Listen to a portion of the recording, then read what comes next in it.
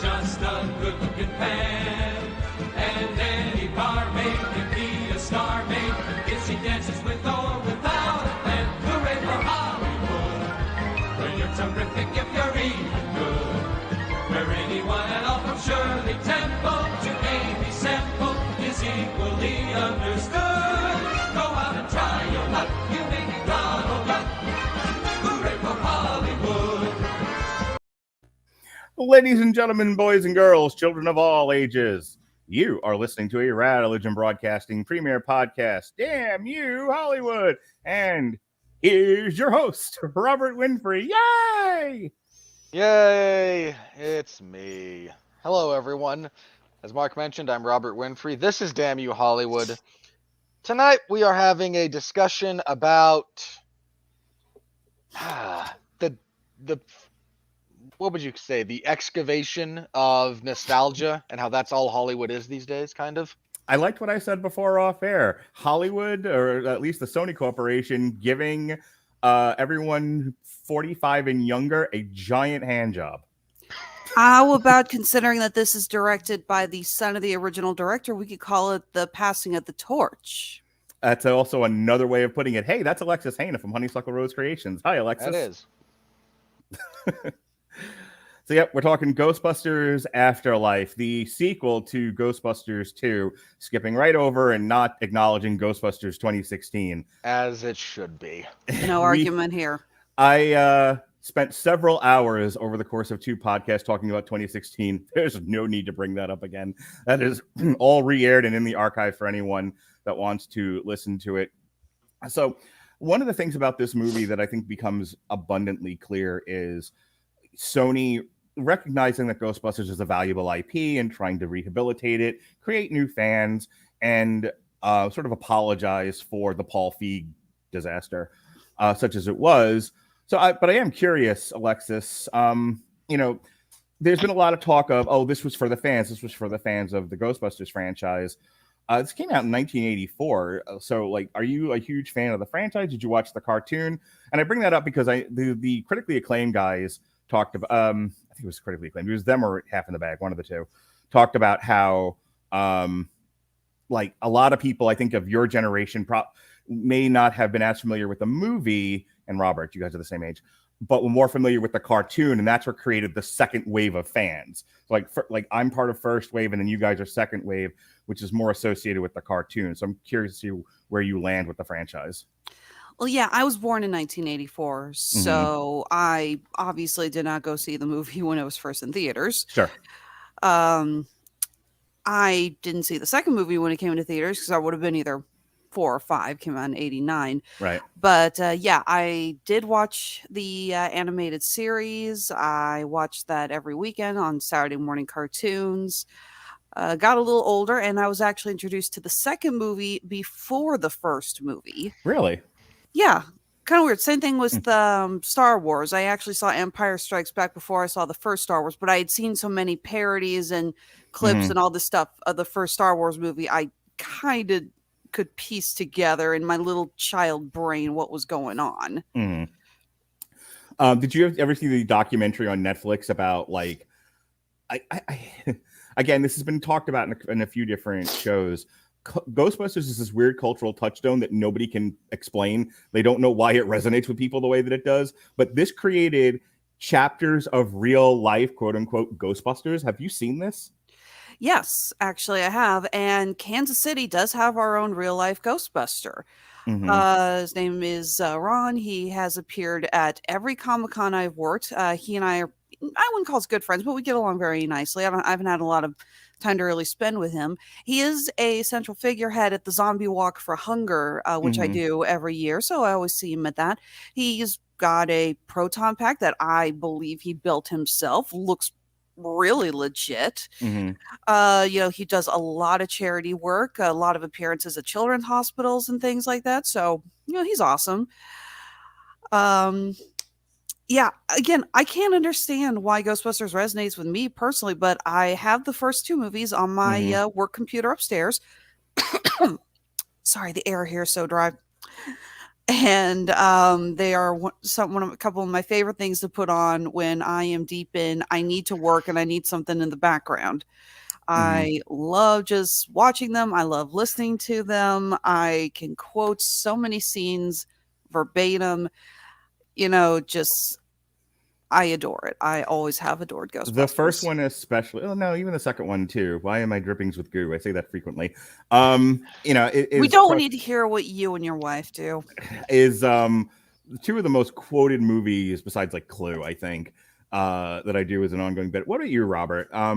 It's always fun to hear what resonated with you as a kid and what you just sort of been, as I said offline, just the wave hitting you of other people enjoying it and you just can't escape it. Like, where did you land with Ghostbusters? I watched the Saturday morning cartoon a bit when I was a kid. That would have stopped. I was in Oregon at the time. Small child. I actually spent more time, I think, with the movies. I watched the cartoon as a kid, and then it either got canceled or we relocated, and I didn't have access to the channel it was on anymore. And I watched the movie when I was, starting to approach 11-ish. And my dad probably thought it would be funny to show me that, and he was correct. It was a lot of fun. Nothing like showing your child a scene of a ghost giving a guy whatever it was she was giving him. It was, yeah. But I enjoyed that. I mean, there's nothing not to enjoy about the original Ghostbusters. Sure. I'm with you guys. I haven't seen the documentary in question, but I'm with you in that Ghostbusters is one of those movies that I struggle, not just me apparently, like any number of movies that became big cultural touchstones, like you can say why. Like Star Wars, it's very imaginative relative to other films of the time, and it was certainly more optimistic than the general tone of cinema in the 70s. Sure. Why the Lord of the Rings franchise became a big thing. You not only had this book series, but there's any number of the Terminator. I can tell you why Terminator hit. Right. The other one that makes me want to eat a gun, Spider-Man. I get why that's popular. I loosely intellectually understand why Spider-Man's popular. But that's as close as that gets. Like Spider-Man's never been my guy. There's been a lot of talk of like the power fantasy among children, and Spider-Man, I think, and Ghostbusters and a lot of the stuff I think resonates with kids. If there's one through thread with all of these is I think as a child, when you watch a lot of this stuff, you're like, oh, you can kind of project yourself onto those characters. Like, oh, I want to be the hero fighting ghosts, or I want to be the teenager who puts on a mask and, fights crime, or I want to be out and, flying through, space in my spaceship with my talking bear dog, that sort of thing. So on that level, I get it. But this is also why in 2016, not to beat that dead horse, but why I didn't go crazy when they were wanting to do something different with it. And Paul Feig wanted to experiment with a known IP. I mean, the merits of which have been debated ad nauseum. We don't need to get into that. Right. I just didn't lose my shit about it because to me, it was like, okay, so why can't we play with the Ghostbusters IP and do fun stuff and interesting stuff with it and see how well it does? And everyone's reaction to it was because you can't. I mean, look, my reaction to the trailer was negative, not because it was look, when they said we're rebooting the Ghostbusters with an all-female cast, I kind of shrugged. Yeah. Like, who cares? You get up in arms about this for there's no reason. Right. When we have content to judge, let's judge it. And in that particular movie, we judged it harshly because it sucked. You did. I was more forgiving. You really were, but I for reasons that still escape me. But I think for a large, if there's one actor, this might sound really weird, but if there's an actor who has an indescribable magic to him, it's Bill Murray. Without question. Bill Murray is like 60% jackass, 25% relatable human, 5% endearing, and we always, with his characters, always remember the 5%. The very first Wes Anderson movie I saw was the Life Aquatic, and I love that movie because of Bill Murray. Yeah. He's great in that. And I think that, and the fact that Bill Murray's charm, like whatever his charisma is, defies so much conventional description that Yeah. anything he's in that is wild, that is successful in this respect, somewhat defies convention as well. Like, I don't know the formula for what makes Bill Murray work. But he's a big part of why, and getting back to the original Ghostbusters, and then we can get into this review. He's a big part of, I think, why also people resonated with why the original Ghostbusters resonates with people, because maybe you don't see yourself necessarily as an Egon or a Ray, but who doesn't have a little like Bill Murray in them? You know, who doesn't see themselves as a guy just trying to figure out an angle and get through? I think not to mention the fact that these are 4 very average people. I mean, they were not super strong. They were smart, but well, at least 2 of them were super smart. And I think it does do a lot of the whole anyone can be a hero kind of thing. Hi. Yes. Thank you. I want to talk about this before we get into the review, into the plot line. So just gear up, Robert, because you're up with the plot next. But I'm not going to lie, because off air, I was telling Alexis and Robert that the conversation surrounding this movie has been a bit exhausting for me. It's been rubbing me the wrong way, because I think the movie's got some flaws to it, but I don't know how much appetite there is to hear a conversation about the movie's flaws when everyone was satisfied with this nod to nostalgia and respect for the IP, which I understand. It makes it hard for me because I want to do a deconstruction, and I feel like I've been pushed into a corner and kicked. And like, no deconstructing, just wild enthusiasm. That is all we'll accept. Just for the record, you are right now where I was for The Force Awakens. I get it. That's the nature of our relationship over the past decade, Robert. Is you're a lap ahead of me. I get there eventually, but consequently, I am going to refer to this movie as a brand refresher after the train wreck of 2016. This is telling the fans it's okay, come back. Yeah, we can play all the old hits. This is the Ghost Awakens. Chinese democracy was a mistake. Even director Jason Reitman actually thanked Paul Feig, and he actually, and I swear to God, he said, in cop movies, when you have the first cop that busts down the door and he gets riddled with bullets, but then it's safe for all the other cops to come in.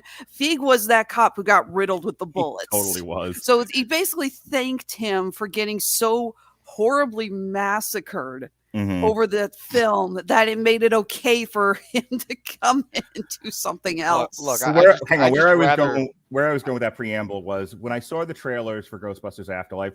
Look, I like everybody else. I got misty-eyed.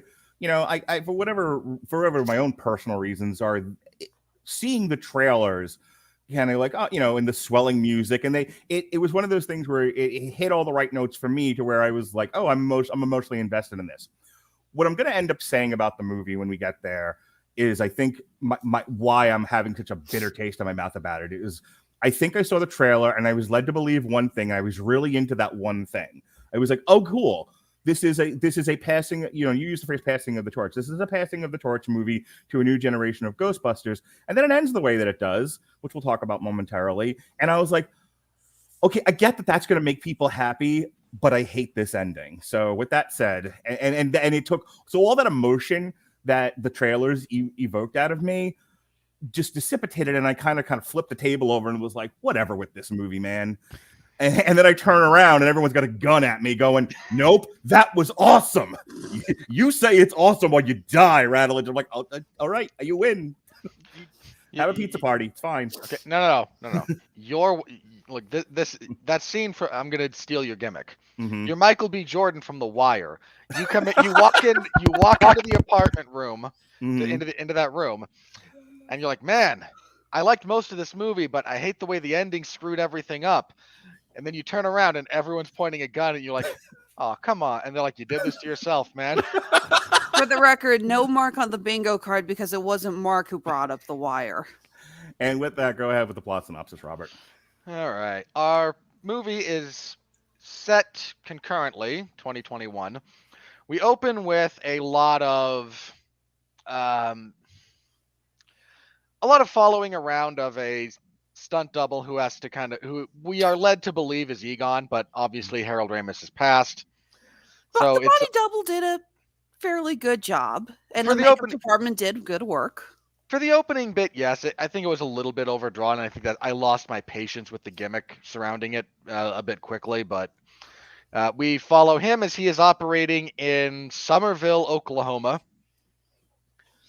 and he is doing some Ghostbuster stuff. He tries to set a giant trap. It doesn't work. He then is attacked and killed by spectral spirits. We then jump to Egon's family, his daughter and her 2 children. The children are Phoebe and Trevor. They're having a rough go of it. They're getting kicked out of they're getting evicted.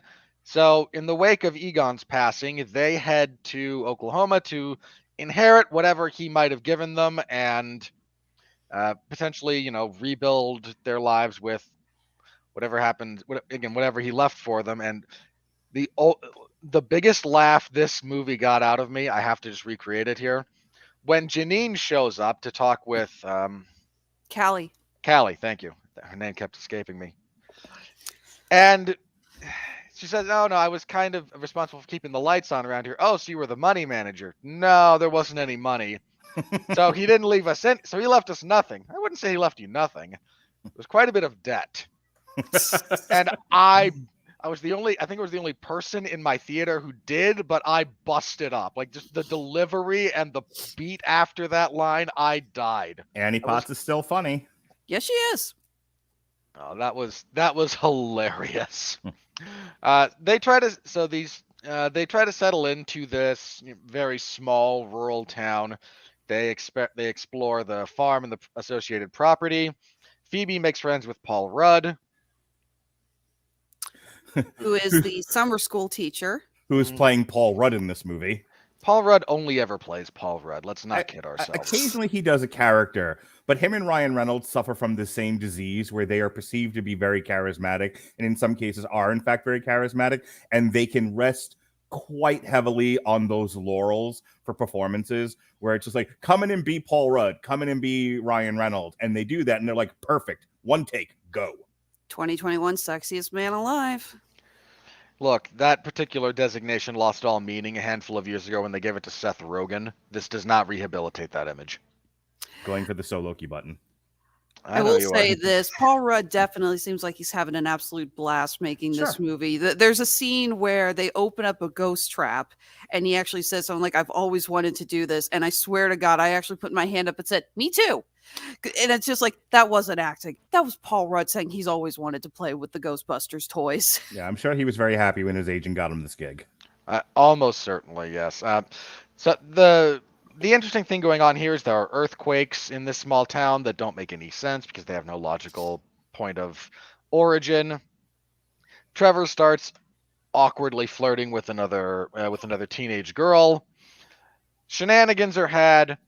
The long and the short of it is Egon came out here with all of the equipment that he had because he had tracked the goings-on of Ivo Sandor, who you may remember from... Ivo Shandor, fair enough. Who you may remember as the man who built the tower, the apartment building that Dana Barrett lived in. Yeah, the skyscraper in the first one. I don't know why I was blanking on skyscraper. And apparently he features rather prominently in at least one of the Ghostbusters video games. And we got a surprise J.K. Simmons cameo out of it. He did. Sadly wasted. Did not see that coming. Can I tell you how long we've been doing this and how much you've affected my life that as soon as I saw J.K. Simmons, I'm like, whatever sins this movie commits, Robert is now forgiven it. No, because you then tore him in half after a line of dialogue. My son's reaction to that was hilarious. He was like, that's the most grotesque thing I've ever seen. No, the line was gruesome. That's the most gruesome thing I've ever seen. And I'm like, okay, shut up and watch the movie. Hasn't your son watched deathmatch wrestling with you? It's when the guy got ripped in half. Yeah, I was just like, you're talking about that scene from Ghostbusters. I am talking about that scene from Ghostbusters. Yeah, that was so gruesome. It was gruesome. Yeah. Go away. But yeah, it's such a quick cameo. I swear to God, I feel like someone just walked onto the set one day by mistake and they were like, oh, hey, you want to get in makeup for like 5 minutes? I mean, it's just like, it's cool. I don't think there's anyone here who doesn't like J.K. Simmons. J.K. Simmons walks on set and they go, hey, J.K., how would you like to be split in half? And he was like, this isn't Oz. Hang on.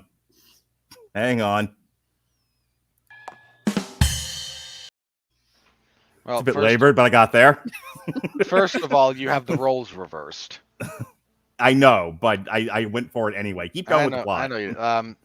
Second of all, look, J.K. Simmons showed up. They said, "Hey, do you want to be in Ghostbusters?" He went, "Hell yes," because who wouldn't? Yep. Yeah. Anyway, as the long and the short of it, they tracked Shandor's machinations to this particular location where he had uncovered and partially created a Sumerian temple to Gozer. It's actually interesting. They confirmed that this mine that he has, that's named after him, that he owned, actually was responsible for the metal that he used to It's make selenium, I think they said. Yeah. something like that to use in the construction of, because they mention in the first Ghostbusters, they talk about the different kind of metal used, and what's the line? I think Venkman says something like, so they don't make them like they used to, and Ray goes, no, nobody ever made them right. like this. They were like, there was no reason to use this metal for the construction of skyscrapers. This was expressly to build an antenna for supernatural phenomena. Mm-hmm. Yeah, 100. Followed by the great Bill Murray going, "Oh, somebody's coming." It's coming. Another thing I quote. Whoa. And not too long after that, of course, Ernie Hudson. Look, guys, I got to get my own lawyer for this one. And 2 seconds later is like back in again because they're being let out of the cell to talk to the mayor. One of the things I criticized about the first one, but go on. Oh, that's an unnecessary criticism of that sequence. Literally changed his mind in less than half a beat. So we go from unnecessary line. Going from staying in jail to no longer being in jail. The line should have been cut, is my point. Ernie Hudson going, "Look, guys, I got to get my own lawyer," only to half a second later be let out of the jail cell. Just cut the stupid line. And speaking of... Okay, guys, as much as I know the three of us could just sit here talking the original Ghostbusters for like the rest of the night. I was trying to move him on. Don't move on. We need already. to get back to this movie. So as they are here, our group of plucky adventurers accidentally release one of the... I'm going to just go with Zool because I'm just going to take a guess that it was Zool that was released. Egon had captured the spirit of Zool in one of his traps. They release it. It then frees the other guard dog. They possess Paul Rudd and Callie. Gozer is released. What did you guys think about the mini Stay Puft marshmallows in Walmart? I mean, they'll make great Funko Pops. I'm sure the plushies will sell like gangbusters. Did anyone else catch? I'm seriously curious if you saw this. We get multiple scenes of them kind of torturing each other, and one of them is walking on a barbecue, and he's literally bursting into flames and melting. Right. And as he goes down, he gives a thumbs up. Since you brought it up now, let me just say this. I'm of two minds. One, like passively, it was amusing. Why wouldn't it be? But if you think about it for half a second, and this got brought off on Half in the Bag, and it's entirely an accurate point. It's a garbage scene. The whole Walmart sequence is nonsense. So there are until the dog shows up. There are supernatural phenomena happening in the Walmart, but only the marshmallows got possessed. Like, we don't see toasters and blenders running around in clothing strangling people. Like, people commented about, like, oh, there's nobody in the Walmart. You know, I mean, because it was a set. We get it. And I can forgive it being an empty Walmart. I have been to many a Walmart in the middle of the night in Florida. Sometimes they're empty. Sometimes there's a lot of people there. I was going to say, Walmart's in a small town, middle of the night. I used to work at a Walmart in a small town, and I often work the overnight shift. Yeah. That's pretty accurate, actually. Yeah, I can live with the Walmart being empty. What I can't live with is the ghost only decided because of the Stay Puft marshmallow thing and because of nostalgia, blah, blah, yakety schmackety, we only do the thing with the marshmallows. And it was like, this was my big complaint about the movie, is that it was one of those things where it just never knew when to stop.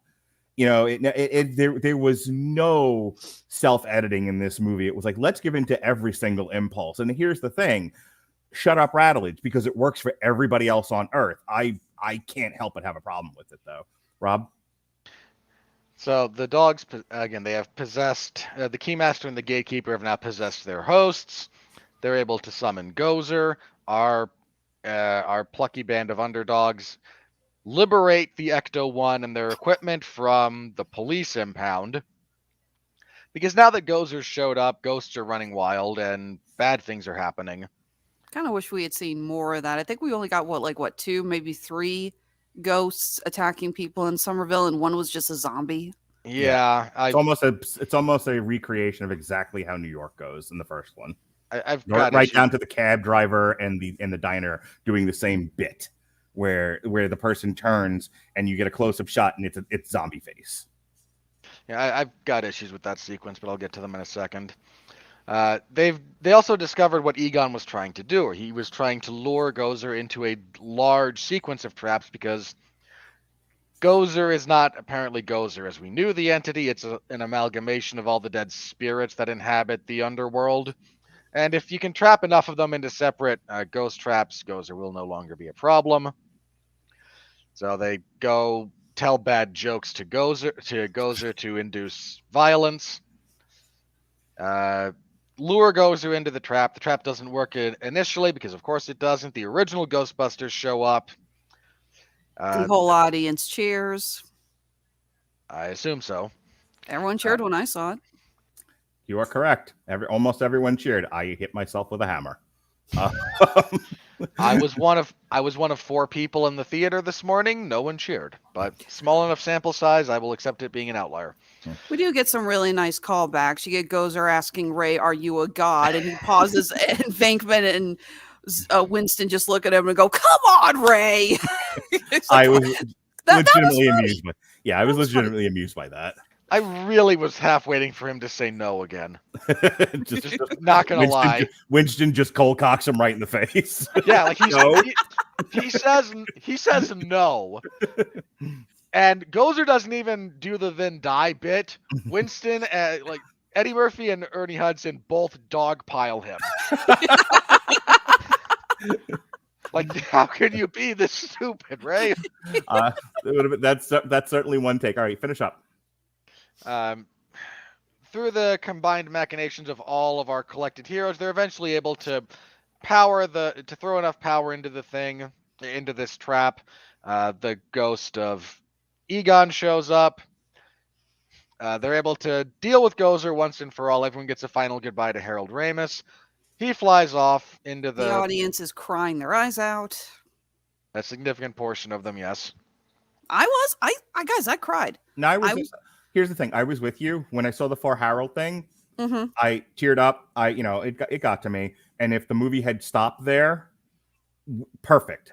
Really less complaining from me. The fact that it goes on for another 10 minutes is where I'm gonna do some complaining. But go ahead, Robert. Technically, the movie does end. We just have 2 post-credit scenes. I thought there was more to it than that after the fact, but okay. It says For Harold, and then we see Ecto-1 driving into New York, and then the classic Ghostbusters theme starts, and we get the credits. Okay. Yeah. There was that. As for the mid and then post credit, in the mid credit sequence, which I almost walked away from, not because they're going through the credits. And they get to the end featuring, and they come up with Sigourney Weaver's name last. And I went, did they use archival footage or something? I paused. I said, yeah, exactly. And then they immediately wait cut a minute. to her. Yeah, they cut to her and Bill Murray recreating his famous electroshock experiment. Yeah, the ESP cards scene. Which that isolated sequence again might have been the most amusing scene this entire movie did. Like that genuinely amused me. And then all the women of the 80s walked in, and Linda Hamilton hit him with the butt of her gun, and then, and it just went on and on. Bill Murray got beaten up by all the women heroes of the 80s. I actually thought they were going to go a different way with it, because the joke is that he can tell what all the cards are. Mm-hmm. And Dana asks him, "You marked the cards, didn't you?" I could have sworn I saw someone moving behind Dana, and I thought it was going to reveal like a grown-up Oscar or something was signaling to Venkman what the cards were or something. Because I'm assuming if they were still together, that would have worked if he had still had like the big afro. All right, and then I didn't actually. I had to pee. I didn't see the very last scene, but something about Winston being a billionaire or something like that. It's mentioned by Ray when they call him earlier that Winston went into finance and became quite wealthy. Mm-hmm.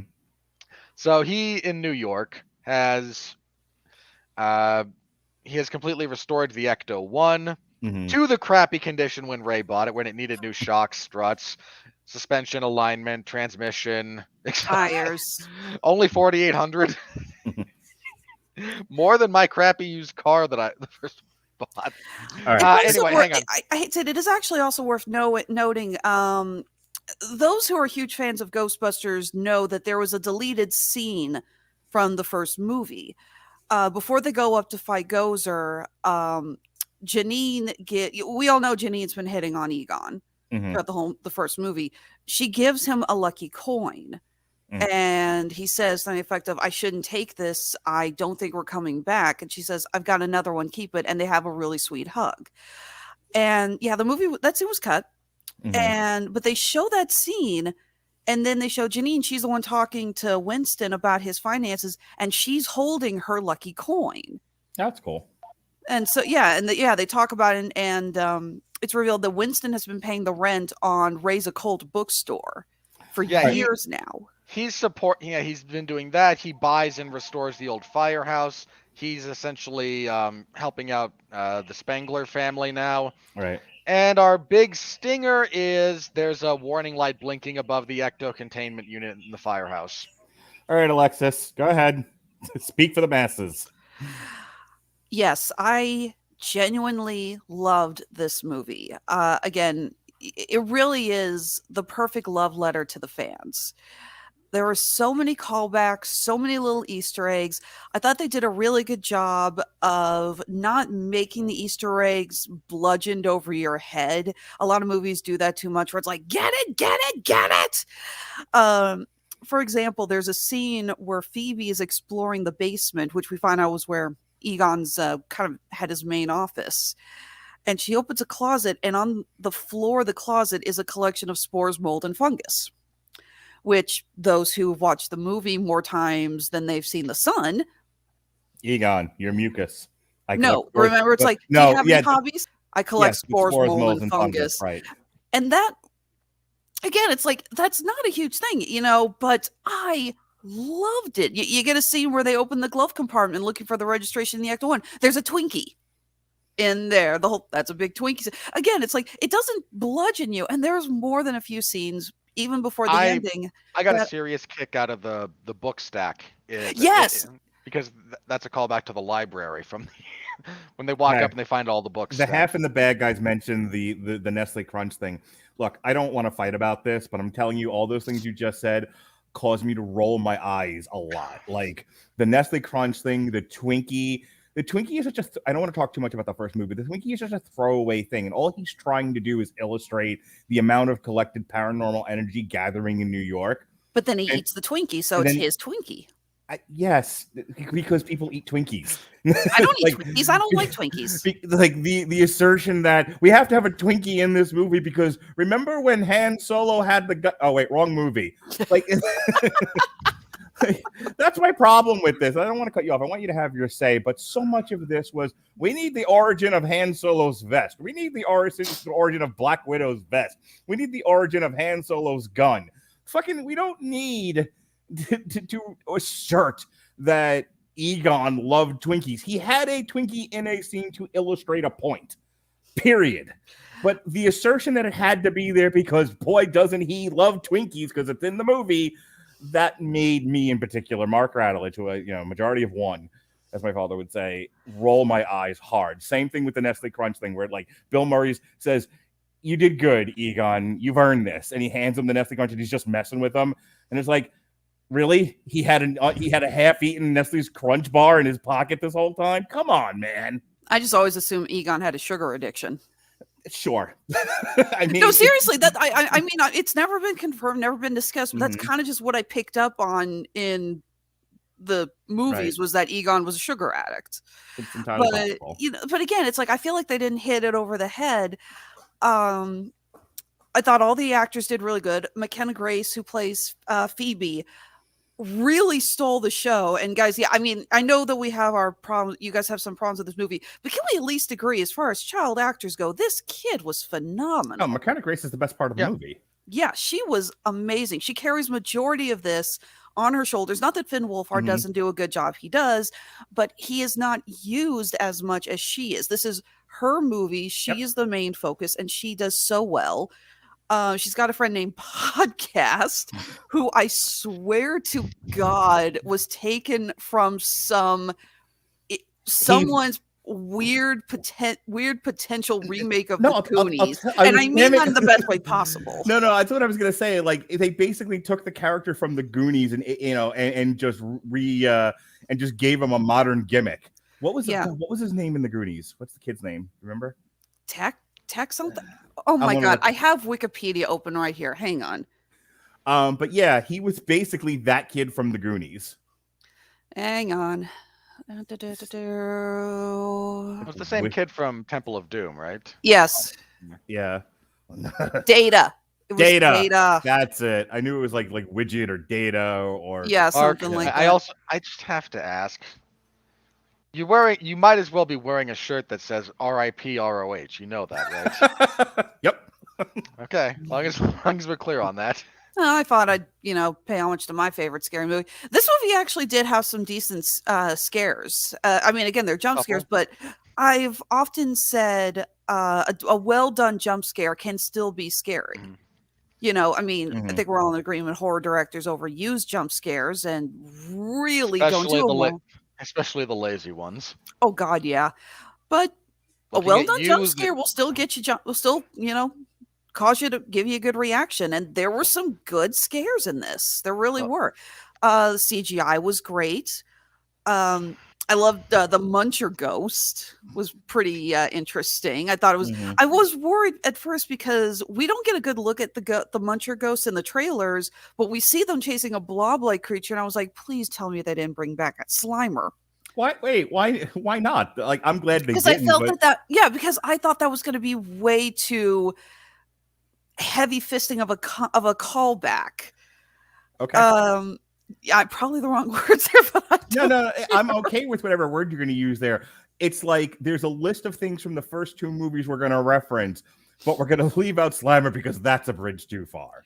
Like I'm just not a huge fan of doing things like, I actually didn't mind the Slimer cameo in 2016 because of what they did with him. The fact that he stole Ecto-1 and he went on a bender. That's hilarious, that scene, in my opinion. It's also kind of funny because they always joked that Slimer was supposed to be the ghost of John Belushi. Mm-hmm. That was always the joke. Right. So when you see what Slimer does in the 2016 movie, it's like, yeah, if that's John Belushi's ghost, that is undoubtedly they just needed the from the Blues Brothers music. Yeah, I was gonna say they recreated the ending of the Blues Brothers. That's all they did there. Still, his cameo made me laugh. But I'm glad that they went with a different ghost, and they actually gave him some personality. Really liked Paul Rudd. Again, he's not doing a heavy amount of acting here, but he is loving every second he's on screen, and he is loving this movie. And we've talked before about how when you watch a movie and you have an actor who is just clearly having the time of their life, even if this is the worst movie possible, when you have them on screen, there is something there to enjoy. And you get that with Rudd's character. He's a lot of fun. Really did enjoy seeing him in there. And yeah, I bawled at the end. Props to the CGI again on the ghost of Harold Ramis. Yeah, that was really good work. It was. It really looked good. I mean, I hate to say, but that's just something I was watching, and all I could think was, Ramis is looking down on us right now on this movie, and he's smiling. Big step up from Rogue One. Oh yeah. All right. I really only have three things I want to talk about. One, the movie works for me about 2/3. And the two parts of it that work are the stuff having to deal with the family. I liked the mom character struggling with why did dad leave me, and then her being able to reconcile with the ghost of Egon at the end. Can I just say her that line all worked for me? When she's talking with Phoebe and Phoebe's like, he wasn't nuts. Well, then he was an asshole. Yeah, that was great. Like that was. Yeah. It doesn't feel good bit. It doesn't feel forced. You understand. It doesn't come across one of those, I don't want to hear it. I don't want to hear it. I'm too locked in my hate. No, she really did think her father abandoned her, and she's gone through a very rough life. So this movie needed to be more than just a trip down memory lane of the Ghostbusters IP. It needed to be about something. And so reconciling with one's father is something that, well, my father didn't abandon our family or anything, but like the idea of it was something that resonated with me. And I like a movie where family reconciles and they get past their differences and misunderstandings or whatnot. Go ahead, Robert. I was going to say Jason Reitman took a lot of his relationship with his father Ivan and put that into this script, so that's where a lot of that comes from. And it works. It's one of the things that elevates the script from just funny action adventure story.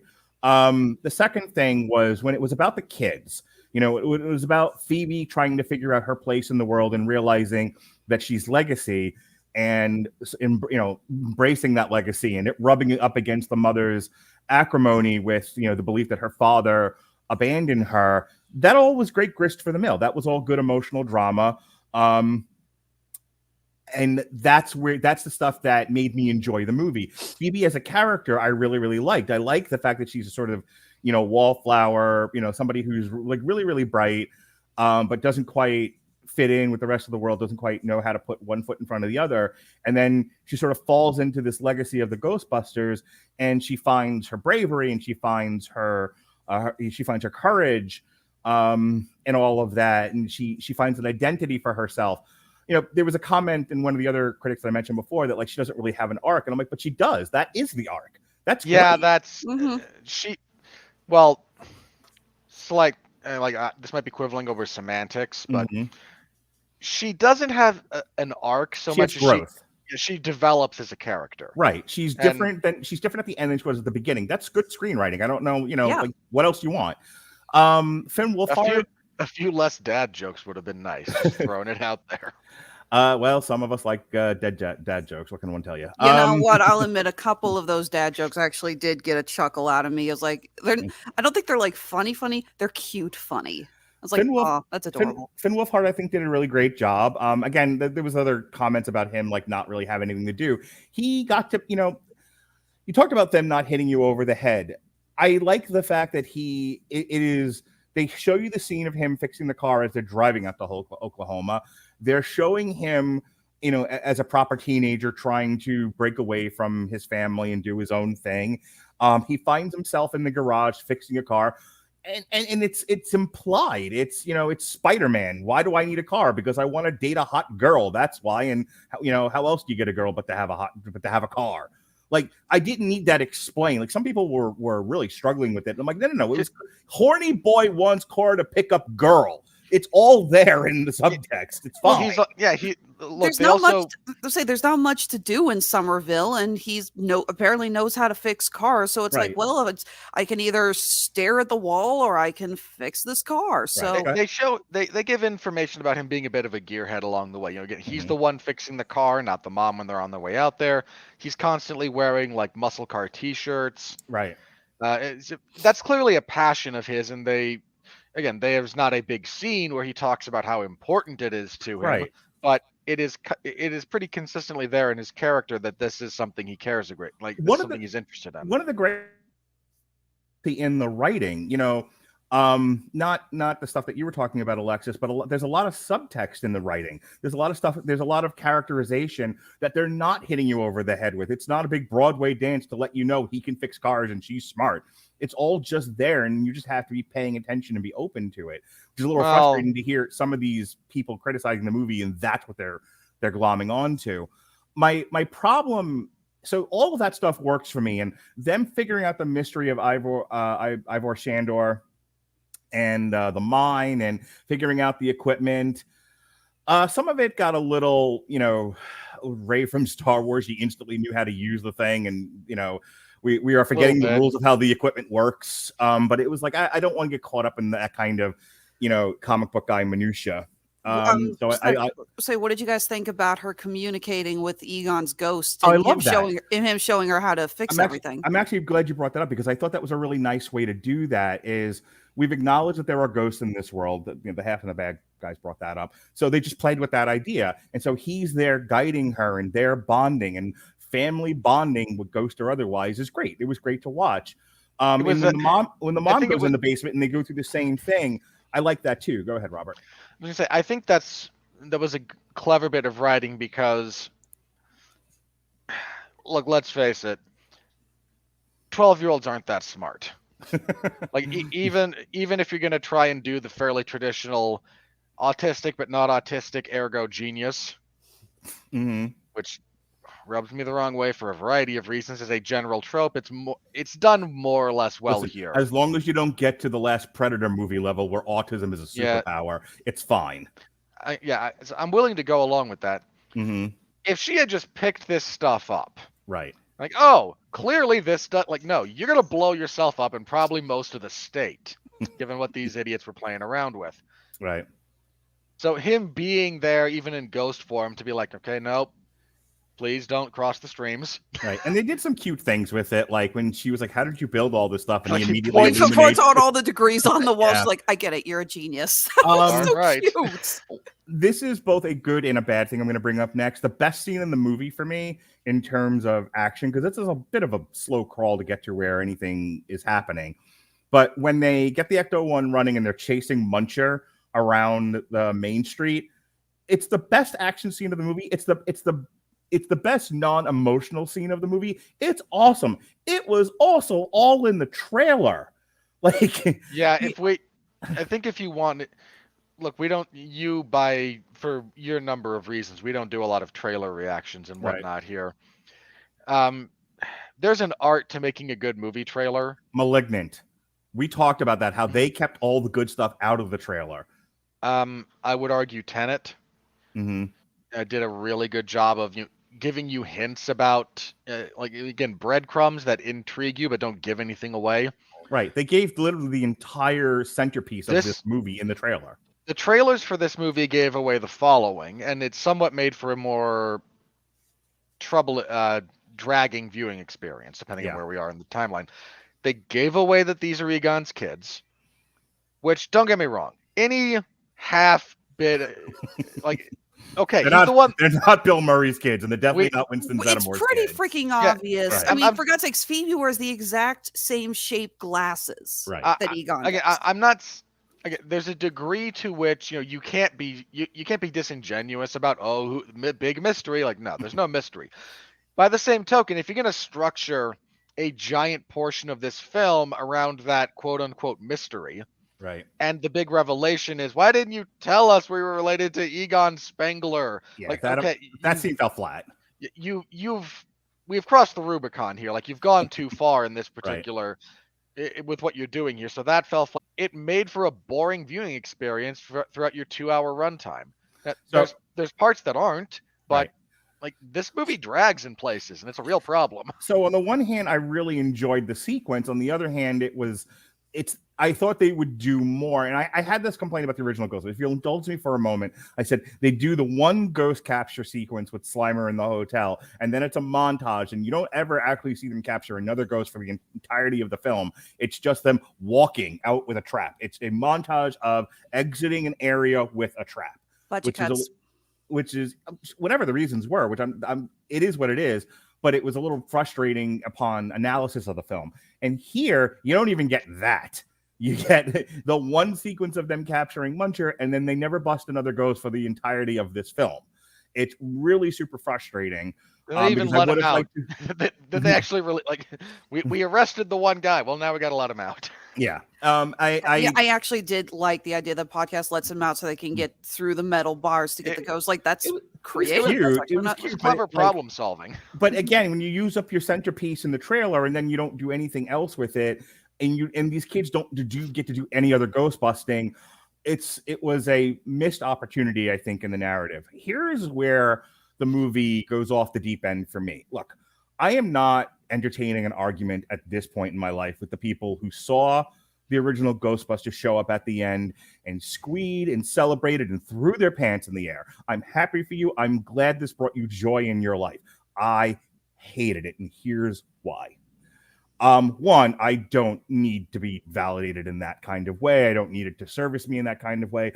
I just don't have that kind of connection to this movie where that's something that's valuable to me, Mark Radulich, personally. But I know it does for everybody else. Fine, whatever. My problem is it undermines the narrative. This is about Phoebe and her brother accepting the mantle of this legacy. And there's the degree into which I can allow something like that is they all get knocked on their ass. Everything's going to pieces. The heroes are failing, but Phoebe stands up and she gives it one more go. And there's the ghost of her grandfather helping her hold the stick to fix to slay the dragon and fix the problem and resolve the issue.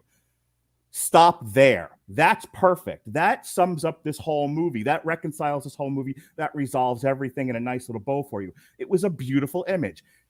Egon standing with Phoebe, holding the stick, the proton accelerator, and doing a thing was great. And then cut to Finn Wolfhard. He shoots the thing. The trap's open. Lobster. Done. That was all you needed.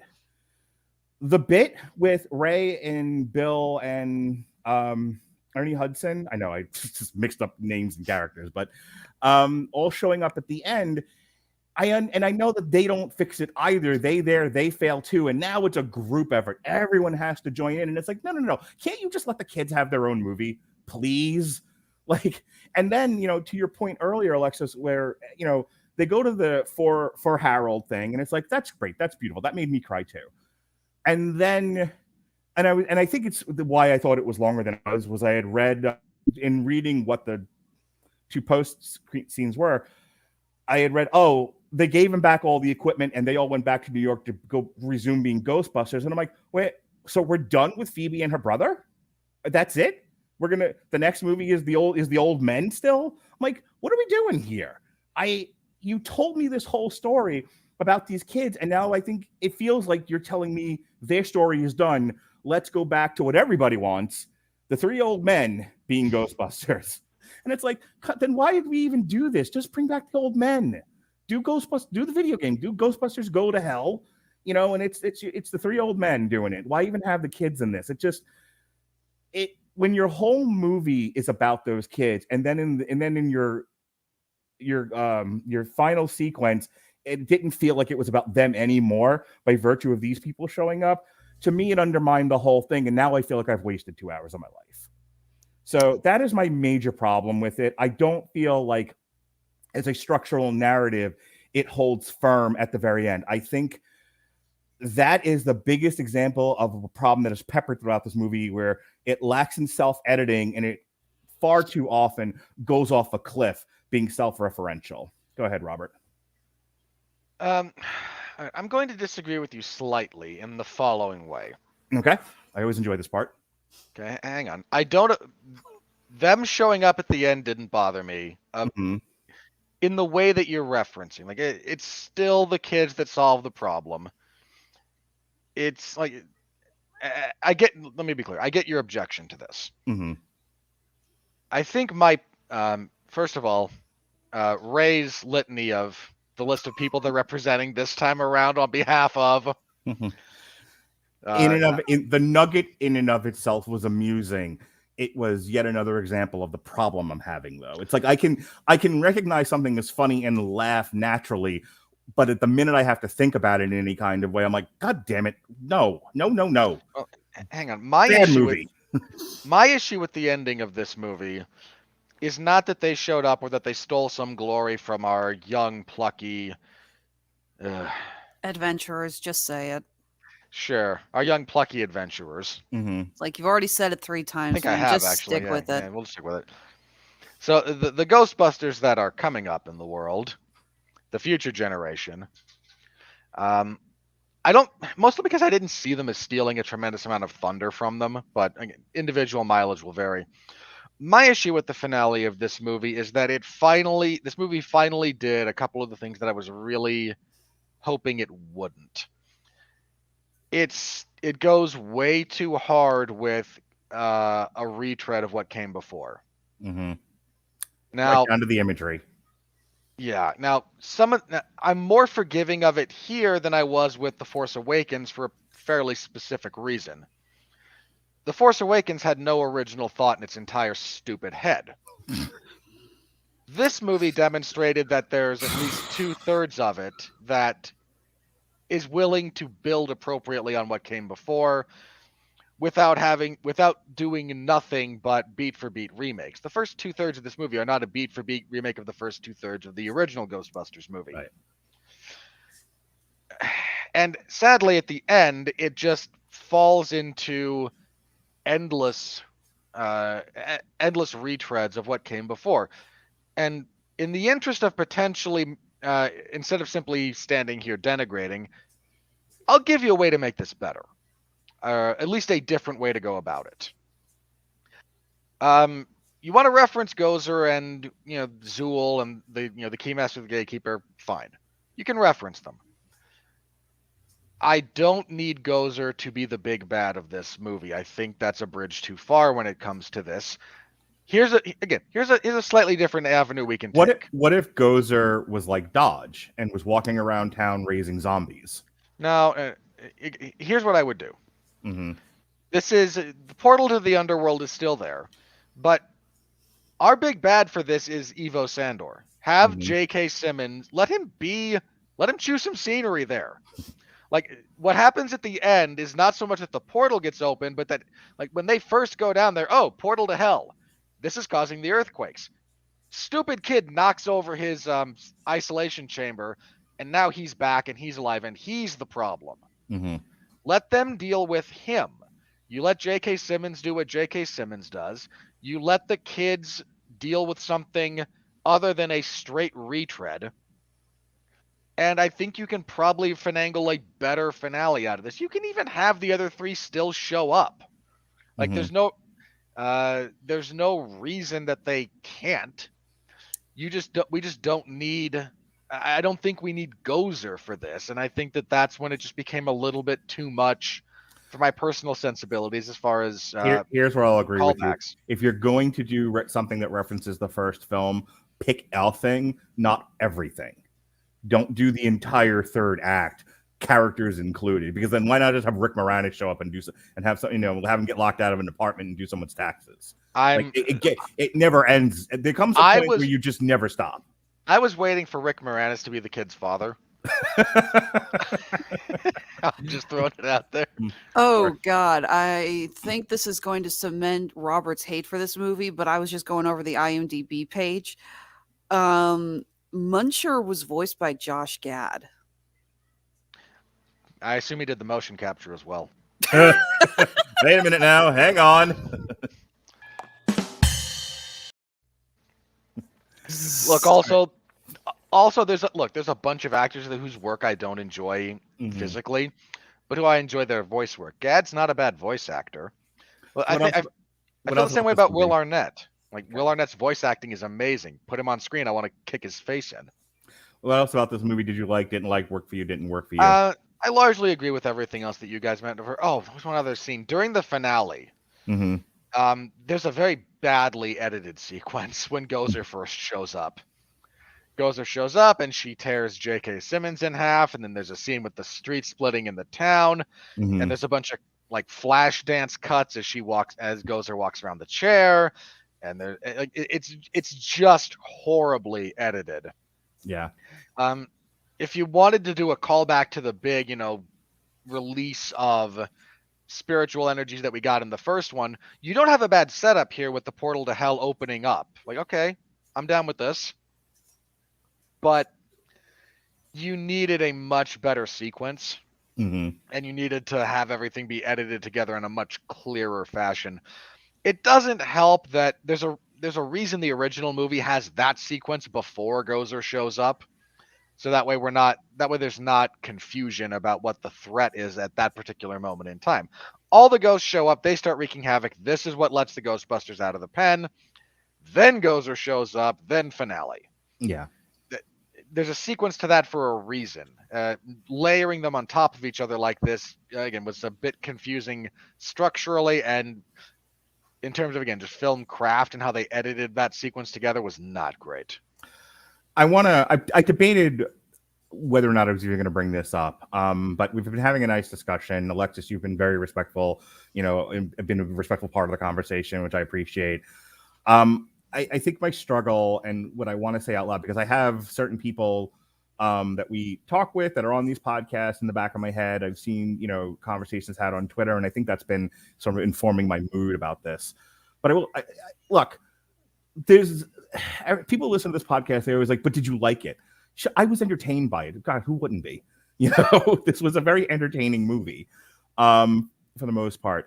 I don't think it's a particularly well-made movie, objectively speaking. We just went through a litany of problems this thing has. When you have that many problems, you at some point need to acknowledge, okay, then this isn't that well made of a movie. There are problems here. This could have been better. This could have made another pass through script writing, another pass through editing. But just because something is bad doesn't mean I didn't like it, and just because something is good doesn't mean I did like it. And then I think that should follow for anybody. But too often, I think something like this, because it resonates so positively because of the warm vibes it gives off, because the IP was serviced so well, the nostalgia was serviced so well, that everyone gets caught up into, but I liked it and it was good. And it's like, I acknowledge that. I acknowledge people feel that way, but this is film deconstruction, which is not something that everybody likes or enjoys or can even do. And I acknowledge that. But I want people to hear me when I say, I'm not saying you can't enjoy this movie. You absolutely can. You should enjoy this movie. If it makes you feel happy, if you cried happy tears at the end, shit, I did. If you cried happy tears at the end of this thing, good, glad. I'm glad. Look, I'm glad that there's a shot at this IP being rehabilitated so it makes more movies to make more people happy. Sony is in the business of making money to sell movie tickets. I mean, they're not, is there room in this world for high art? Sure. You could have seen Belfast over the past 2 weeks. You could have seen any number of Neon or A24 or Focus feature pictures that have been released in the past month.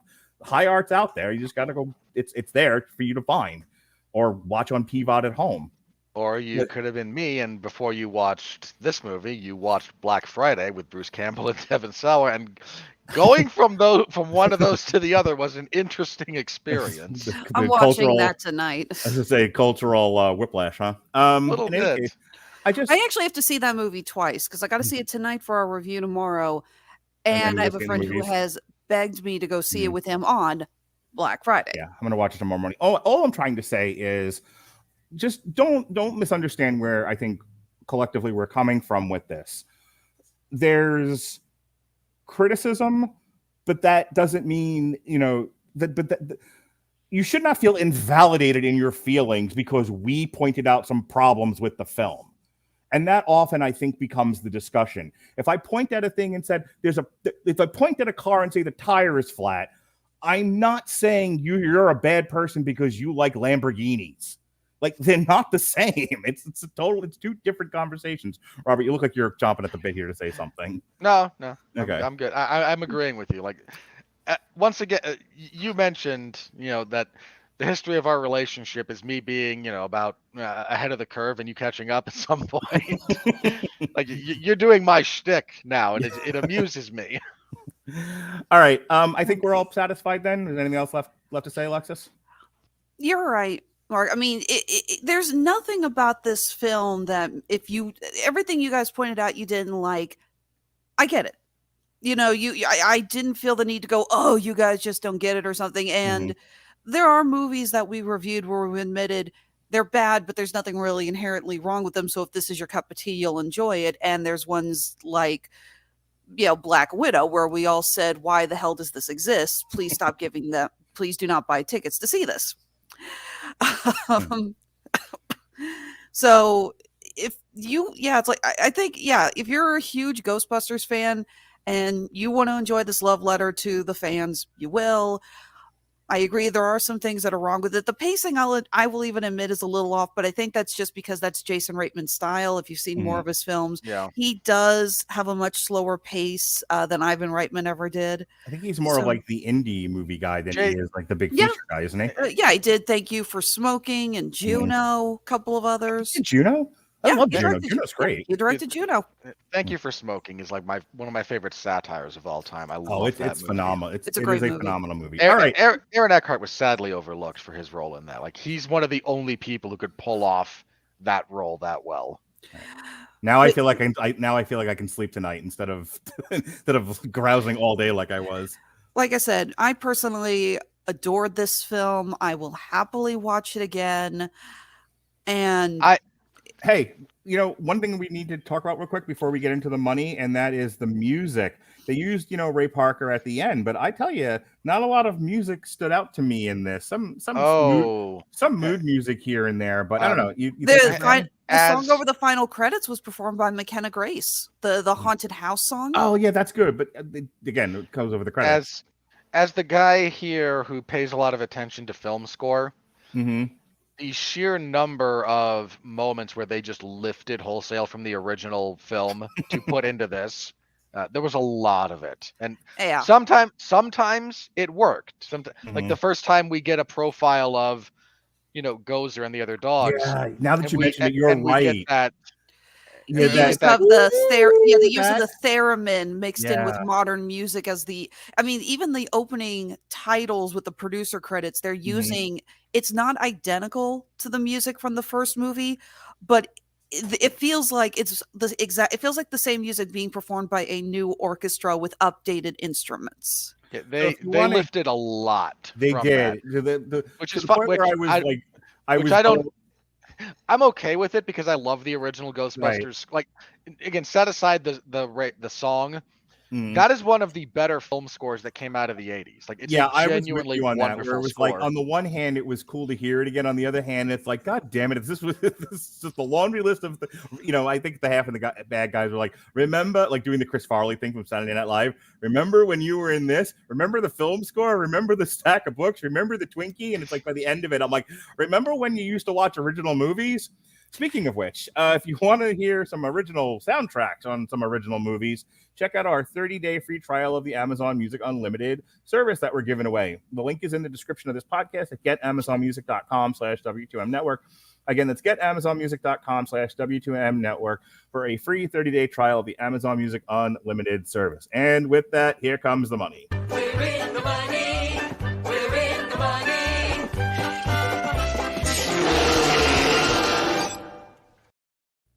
Oh, that's never going to not make me smile. What episode is that from, Robert? Oh, I couldn't tell you off the top of my head. That's the one where I think he's buying stocks in that scene, isn't he? I know the pumpkins bit is a different. That does narrow it down. There's still like double-digit numbers of episodes where Homer gets into the financial side of things. All right. Well, this was a big financial hit at the time of this recording, which is the Tuesday after it came out, on a budget of only $75 million. Really? Hold on. Seriously? Yeah, $75 million. This thing was on the cheap, man. I was expecting at least 100. The most expensive thing about this is the fact that it got delayed. Probably. Like James Bond, I had posted something in the chat today about James Bond having the same problem that BVS did, where it underperformed in its expectations, and it had a high budget. And even though it made something between $700 and $800 million, and I think they said it's going to peter out at about $900 million, it's still going to lose millions of dollars for MGM because the delays made the budget balloon far higher than it was, even with the times 2 equation. The fact that No Time to Die is going to make almost $1 billion in 2021, and it's not going to get there, but it's going to be close. Right. That's one of the most wildly successful that might be financially the most successful Hollywood release all year. It's going to be between that and F9 somewhere. Like those two are kind of. Well, I think it's made more money than F9 at this point. It might have. The fact that it's going to do that and still fail to really be a big financial windfall is entirely on studio mismanagement. You could not reasonably. That movie is doing more, even a little bit more than could reasonably be asked of it. Yeah, I said this earlier, and it bears repeating. I don't think we're going to see a big budget, smaller budget things that manage to find an audience aside, and there were a handful of those. We talked about that a few shows back. But I mean, the average $200 million budgeted film will not make money probably until 2023, 2024. We're still digging out of the delayed releases. I think I read today that Ant-Man and the Wasp wrap shooting, Quantumanium wrap shooting today. They're still doing reshoots of Doctor Strange. there's stuff that's shooting now. They're horribly reshooting Doctor Strange, apparently. I've been hearing rumors the reshoots on Doctor Strange are because now that the Fox buy has come in, apparently they're Yeah, they're adding trying Wolverine. I guess it's like, okay, now we have options to do all these new characters. Right. Let's have fun with it. That's There- the rumor I heard. It could be 100% I've heard wrong. Patrick Stewart and I've heard Hugh Jackman are being Yeah, added and- into Doctor Strange. And in all seriousness, depending on how extensive they want to go with that, like how Mhm. much stuff they want to put in, they might just wind up shooting the movie a second time, basically. Right. Did you guys hear But- Bill Murray's actually going to be in Quantumania? Yes, I did see that. They have not confirmed what his role is yet. The point that I hope he's Ooh, Galactus. who do But I I hope want? but I hope he's Bill Murray as Galactus. That's a Saturday Night Live sketch waiting to happen. Just ambling through space, looking at galaxies. You know, just got Star Wars. Let me get those Star Wars. Anyway, that's him eating a planet. Anyway, the point being of me bringing any of that up is stuff shot between 2019 and 2021 will not make money. Stuff Probably shot not. 2021 and beyond that airs in 2023, 2024 probably makes money. Like that's just, that's just the way, because of COVID, because of the pandemic, that's just the way it is. The other thing I wanted to bring up is, and Ghostbusters is actually a really prime example of it, very timely. How did $75 this million movie- is not a huge budget. How did this thing cost less to make than the last duel? Long story there. My point Well, is, sorry, I- Matt Damon's beard commands a powerful paycheck. That and I that think- look, that and Ben Affleck going white. the 80s and the 90s, the thing that made those movies successful is there was a lot of mid to low budget movies that did financially very, very well. They knew how to shoot a crowd pleasing feature on shoestring budgets back then. With the advent of the Marvel movies, and some other ones, I think, Lord of the Rings also ushered this in, came the rise of the $200 million budgets, but that's okay because everything made $1 billion. I We're think not- the other thing that needs to be noted, Mhm. and this gets lost a lot when we talk about this trend in Hollywood, and I think it's something that needs to be given a bit more attention when this comes up. With the current reality of the home video market, Mhm. are you playing around with the settings? Maybe. It's like, and all of a sudden, Robert and I do not exist. But with the current reality of this and how much streaming has changed things, like Mhm. pre-Netflix, and I mean original Netflix, when you could, like when they sent you DVDs, Right. like Back before in the streaming. old day when we walked 15 miles uphill in the snow. Look, when Paul Rudd rolled in that television and said, "I guess you guys are still on VHS," I felt that in my soul because that was part of my educational experience. The fact that he keeps putting on horror movies kills me. Please tell me I'm not the only one who's had teachers who just came in and it's just like, oh, screw it. Video. I'm going to go read he's reading an Sure. Avengers comic book. Tell My, me you guys caught that. My 9th or 10th grade social studies teacher bailed out after the first month, and we had a sub for 6 months for the next 6 months, and that's all we did. I don't think I did social studies in 9th grade. My first French teacher was drunk. Mm-hmm. Everyone in the school knew she was a drunk. And she came in every morning, hungover, and kept putting on movies just to watch. And she didn't even put the French audio or subtitles on. She just put on. Oh my God. You know that movie Polly with the talking parrot? Yeah. I must have seen that thing 10 times in that French class alone. When I got to French 2, my teacher said, "Who had blank blank for your French 1 class?" Me and 5 other students raised their hands. She goes, "Yeah, sorry, Right. you're probably not going to do well in this." You were starting to talk about a trend, Robert. There was a time, right around the time Netflix first became a thing, Mhm. where a movie could have a second life after its theatrical run. It Right. could become a big renter. It could become a big home video movie. It's the story Cult of Austin classics. The story of Austin Powers. Mhm. And look, Austin Powers, The Wizard of Oz, The Princess Bride, none of those were big theatrical hits. They all found second lives in home video. Right. With the death of that entire market, and it is basically dead. Look, the paradigm has shifted. I'm not saying there's nothing to be had there, but it is Right. very, very different. Films don't get a second life these days like that. And I think losing that kind of second chance for a film to make money has made studios even more gun shy than they were to begin with. When you're throwing around $200 million, you're going to be gun shy anyway. That's a lot of money. What I was positing was, to your point, we might be seeing a return to like the 80s, 90s, mid to low level budget movies, because the whole reason why studios went in that direction of small budgets was obviously to maximize profits. So if you had a hit on if you had a loser, you didn't lose too much money. You only, spent 10 million on it, 20 million. If you had a hit on your hands, if it made 100 million, if it made 50 million, it made 100 million, made 200 million, it was a substantial financial windfall. When you're into $200 million budgets, it's $1 billion a bust any given time. I mean, depending on the bottom end, it's maybe 700 million, but you're looking for $1 billion. Yeah. When you factor in not only the $200 million straight budget, reshoots any reshoots that are done, and reshoots are very common. They're not necessarily the death of a movie the way that we all tend to think that they are. But they are not always factored into the budget. Advertising is straight up not factored into the budget, right? Which is that people talk. You brought up Batman v Superman, like that movie, or Justice League rather, might be the one that I'm thinking of. Like, okay, this has to make $1 billion. Well, its budget was 200 million. How'd it do? It did 700-800 million. Right. Why'd it need $1 billion? Well, because they bought Super Bowl ads for that thing. Right. Not to mention, again, projections are meaningful. When you're budgeting out your movie, when you green light it, and then you give the director their budget, what's factored in is what its projected earnings is to be. And when things are underperforming, I mean, is it going to put Warner Brothers out of business? No, but you're gonna, you're going to be gun shy. You do it enough times, it might. You end up being bought by Amazon. You start to become gun shy when you're talking about, like, I want to make this big $200 million thing. Well, okay, Steven Spielberg, we'll let you make your stupid movie, but here's $10 million.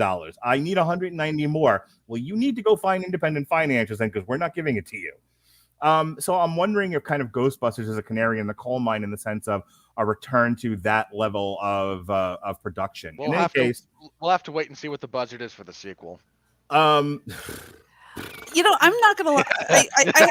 I actually get what Mark. I get what you're saying. I wanted to watch him die a little bit like that.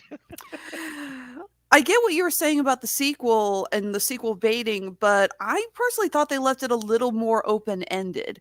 I know they took back Ecto 1, but I don't think that means that the kid's story is open. I think that they really left it vague how they're going to go with it, except to say with that blinking containment lights, like, this isn't over. Yeah. So look, they formed a company to do more Ghostbuster stuff. I knew we were going to get more of this. The way they do it, the fashion they do it, the kinds of things they do, that's now up for grabs. But that's what this was. That's why I didn't get overly angry or overly happily excited about this movie. I knew what it was going to be. I knew what it was in service of.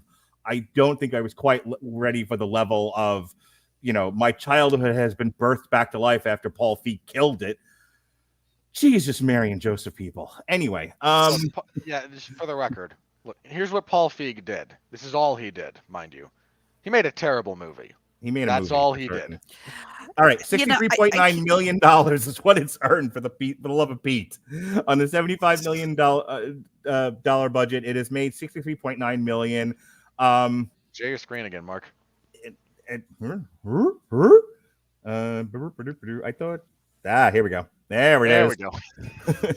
On a $75 million budget, it's made $63.9 million, which means this thing will end up being profitable at the end of the day. I don't know what it needs to do to get past the point where, because if this was delayed a year, I don't know how much that factors into how much more it has to earn. But I think at the end of the day, even with some, with Encanto coming out tomorrow, and then Spider-Man in a few weeks, how much time it's got. But I think at the end of the day, when we look back on the 6 to 7 weeks from now, it'll have been at least minimally profitable. I'm curious about what's going to strike me with this movie. I'm not sure how rewatchable it's going to be. And I think that's going to be a big question. That's just a question mark at the moment. I don't know.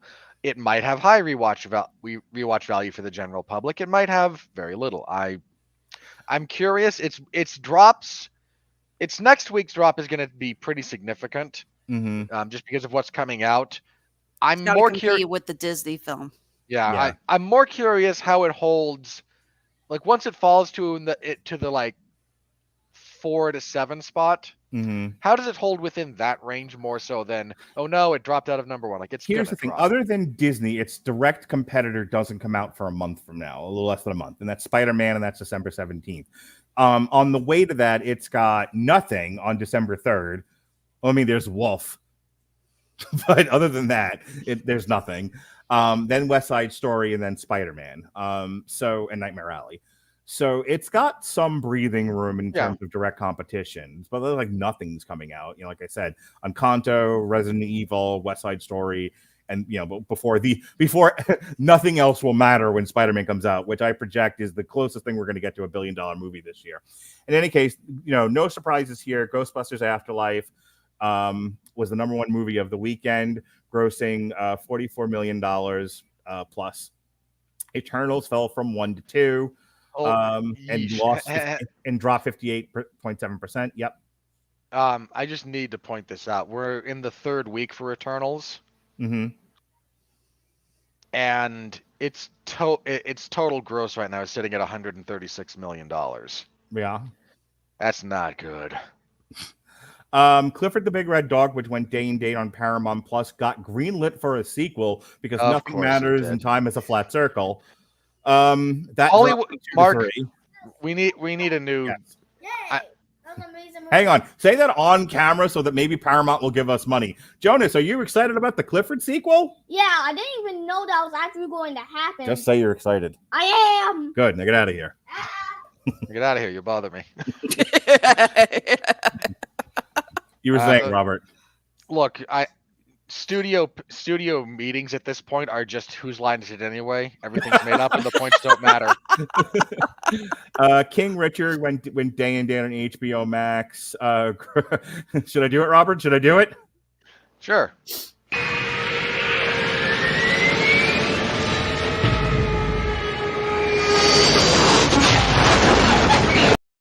Boy, did that thing bomb. Did anyone see King Richard? It's on my list of stuff to do with Jason, so I will watch it eventually, but I haven't yet. I'll probably catch it on HBO Max at some point, but yeesh. Yeah, 5 million. That gets the gas face. Yeah, I hate to say it. I'm not a big enough fan of the Williams sisters in the first place to really be. I mean, they're awesome, but I'm not a tennis fan. So when I saw, I was like, okay. Dune also. Look, Will Smith is in his "Please give me an Oscar" mode. That's all it is. Dune is the biggest hit of the day and date movies this year in terms of financial viability. That dropped from 3 to 5 and dropped 42.7.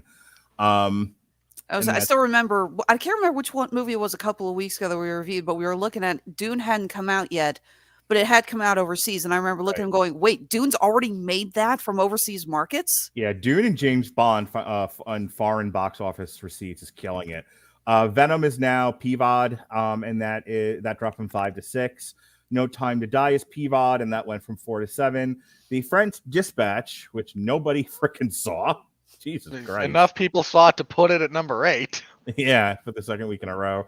Belfast, which is looking like it's going to end up winning Best Picture for this year. It's something I want to go see. I just probably going to have to wait for it to go PVOD. It's certainly a big contender for a lot of awards. A lot of people are speaking very, very highly of it. Sneaky suspicion we're going to end up doing that as a quick review when we're trying to cash in on award trending.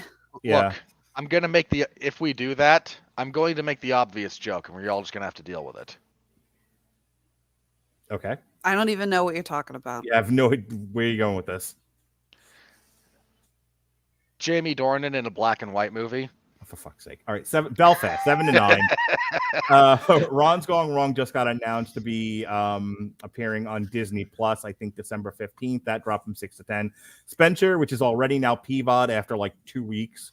I've heard really good things about that.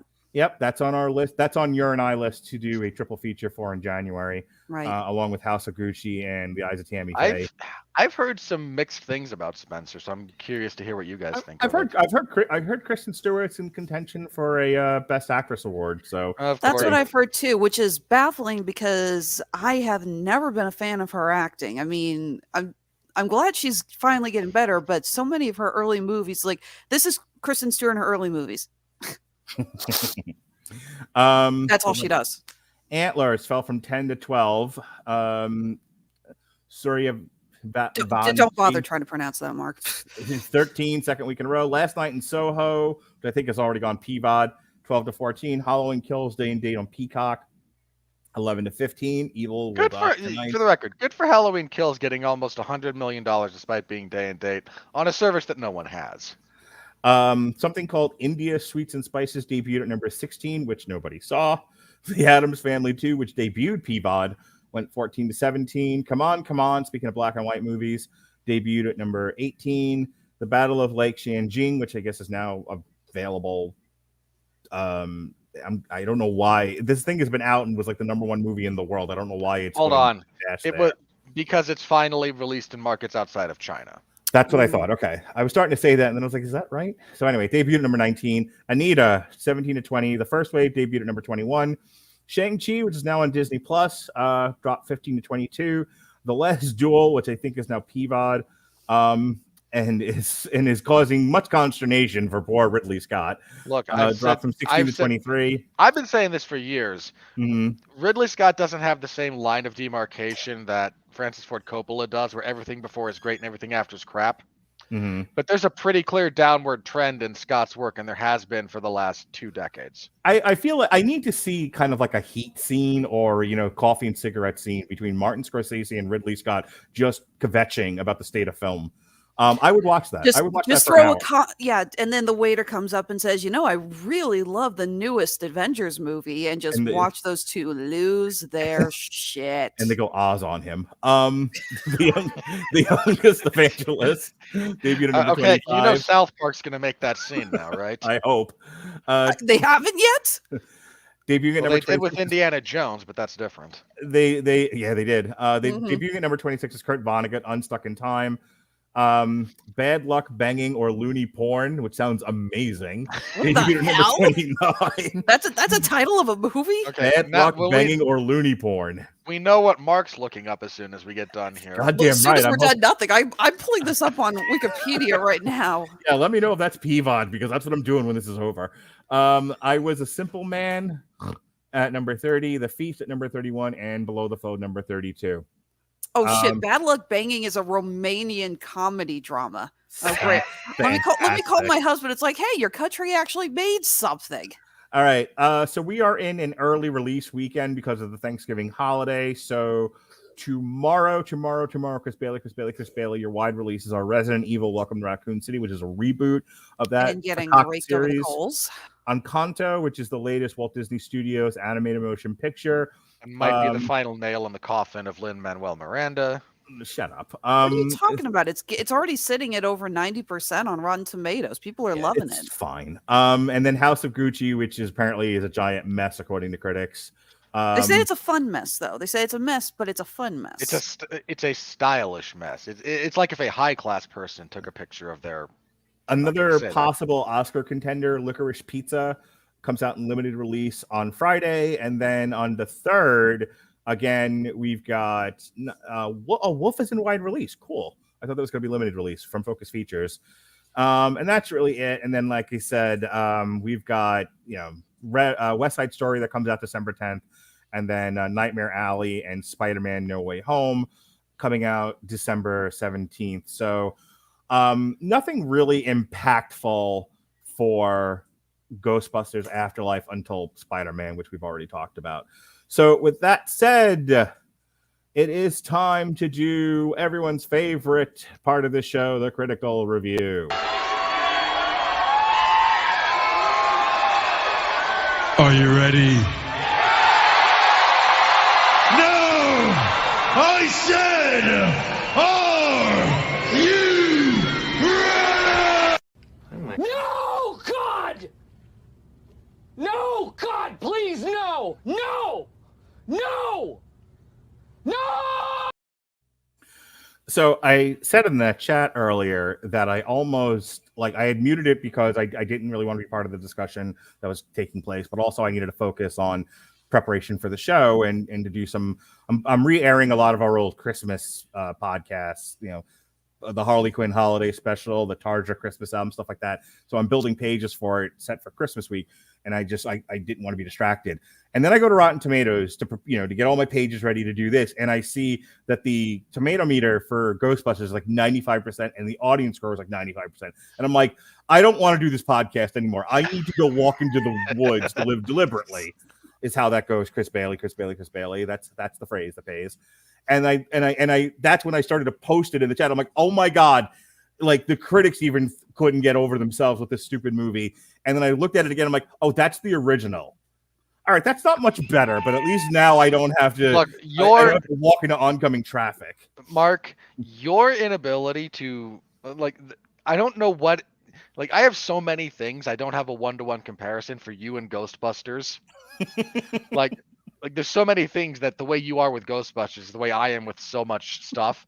But you and the original Ghostbusters is a weird bit of reality. I like it so much, but Jesus Christ, people are, just act like there would be no childhood without it. And it's like, come on, man, have some self-control.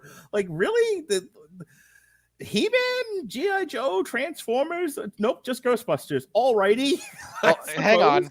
In fairness, when you consider what's happened to Transformers, G.I. Joe, and He-Man recently... Please leave Ghostbusters alone. Look, we've got, I don't know what it is, but there is a nucleus. There's one singular point, and then there's all these ancillary properties. And one by one, they're just getting eaten up, and then the defense gets wilder and wilder and wilder, and then in the next 3 to 5 years, somebody's going to poke the nucleus. And like I said, I don't know what it is. I don't know which property it is, but it's going to be something. Somebody's going to poke it. We're going to remake. We're going to reboot. We're going to revisit. Whatever, and catastrophe will ensue. And lobster. Speaking of lobster. I feel like it's going to be Back to the Future. My hunch. Oh, Jesse will be sad. This segment he will lead the riots. Jesse, we're going to be footnotes in the Jesse Starcher trial at some point. The biography. Speaking of footnotes and riots, this section is brought to you by Grammarly. Woohoo. For you listeners of Damn You Hollywood on the Radulich and Broadcasting Network, brought to you by W2M, Grammarly is offering a free download of the Grammarly software.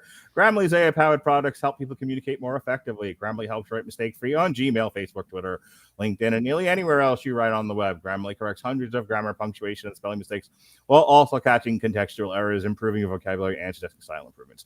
To download Grammarly today, go to getgrammarly.com/W2M Network. Again, that's getgrammarly.com/W2M Network to download Grammarly for free. All righty. As we can see here, the critics gave coming in at 62%, and the audience score coming in covered in goo. Ghostbusters Afterlife crosses. The audience score is laying there in the hallway. Saying, me. Yeah, I was going to say, Mark, if you're going to, give a reference, that's great. Right. Did you get a sample?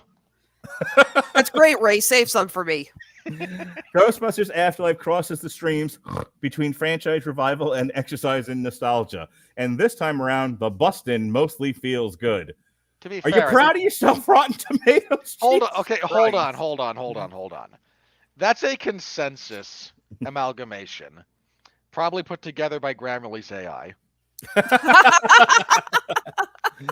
So I'm willing to be a little bit more lenient in the stupidity there.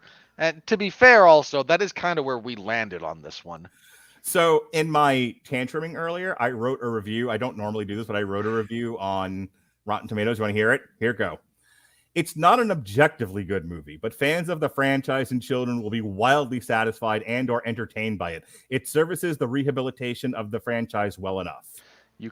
I expect you to go back and put that as your review for The Force Awakens. Yes, sir. Yes, Vesta. Okay, so let's see who's going to have our favorite Tick Bird review of the night. Let's find out. All righty. Dan Geyer of Chicago Daily Herald. An abject lack of mystery, magic, and awe haunts the production, especially when Phoebe remains perfectly placid when chess pieces move by themselves as she nonchalantly plays a game with an unseen entity as if it were nothing unusual.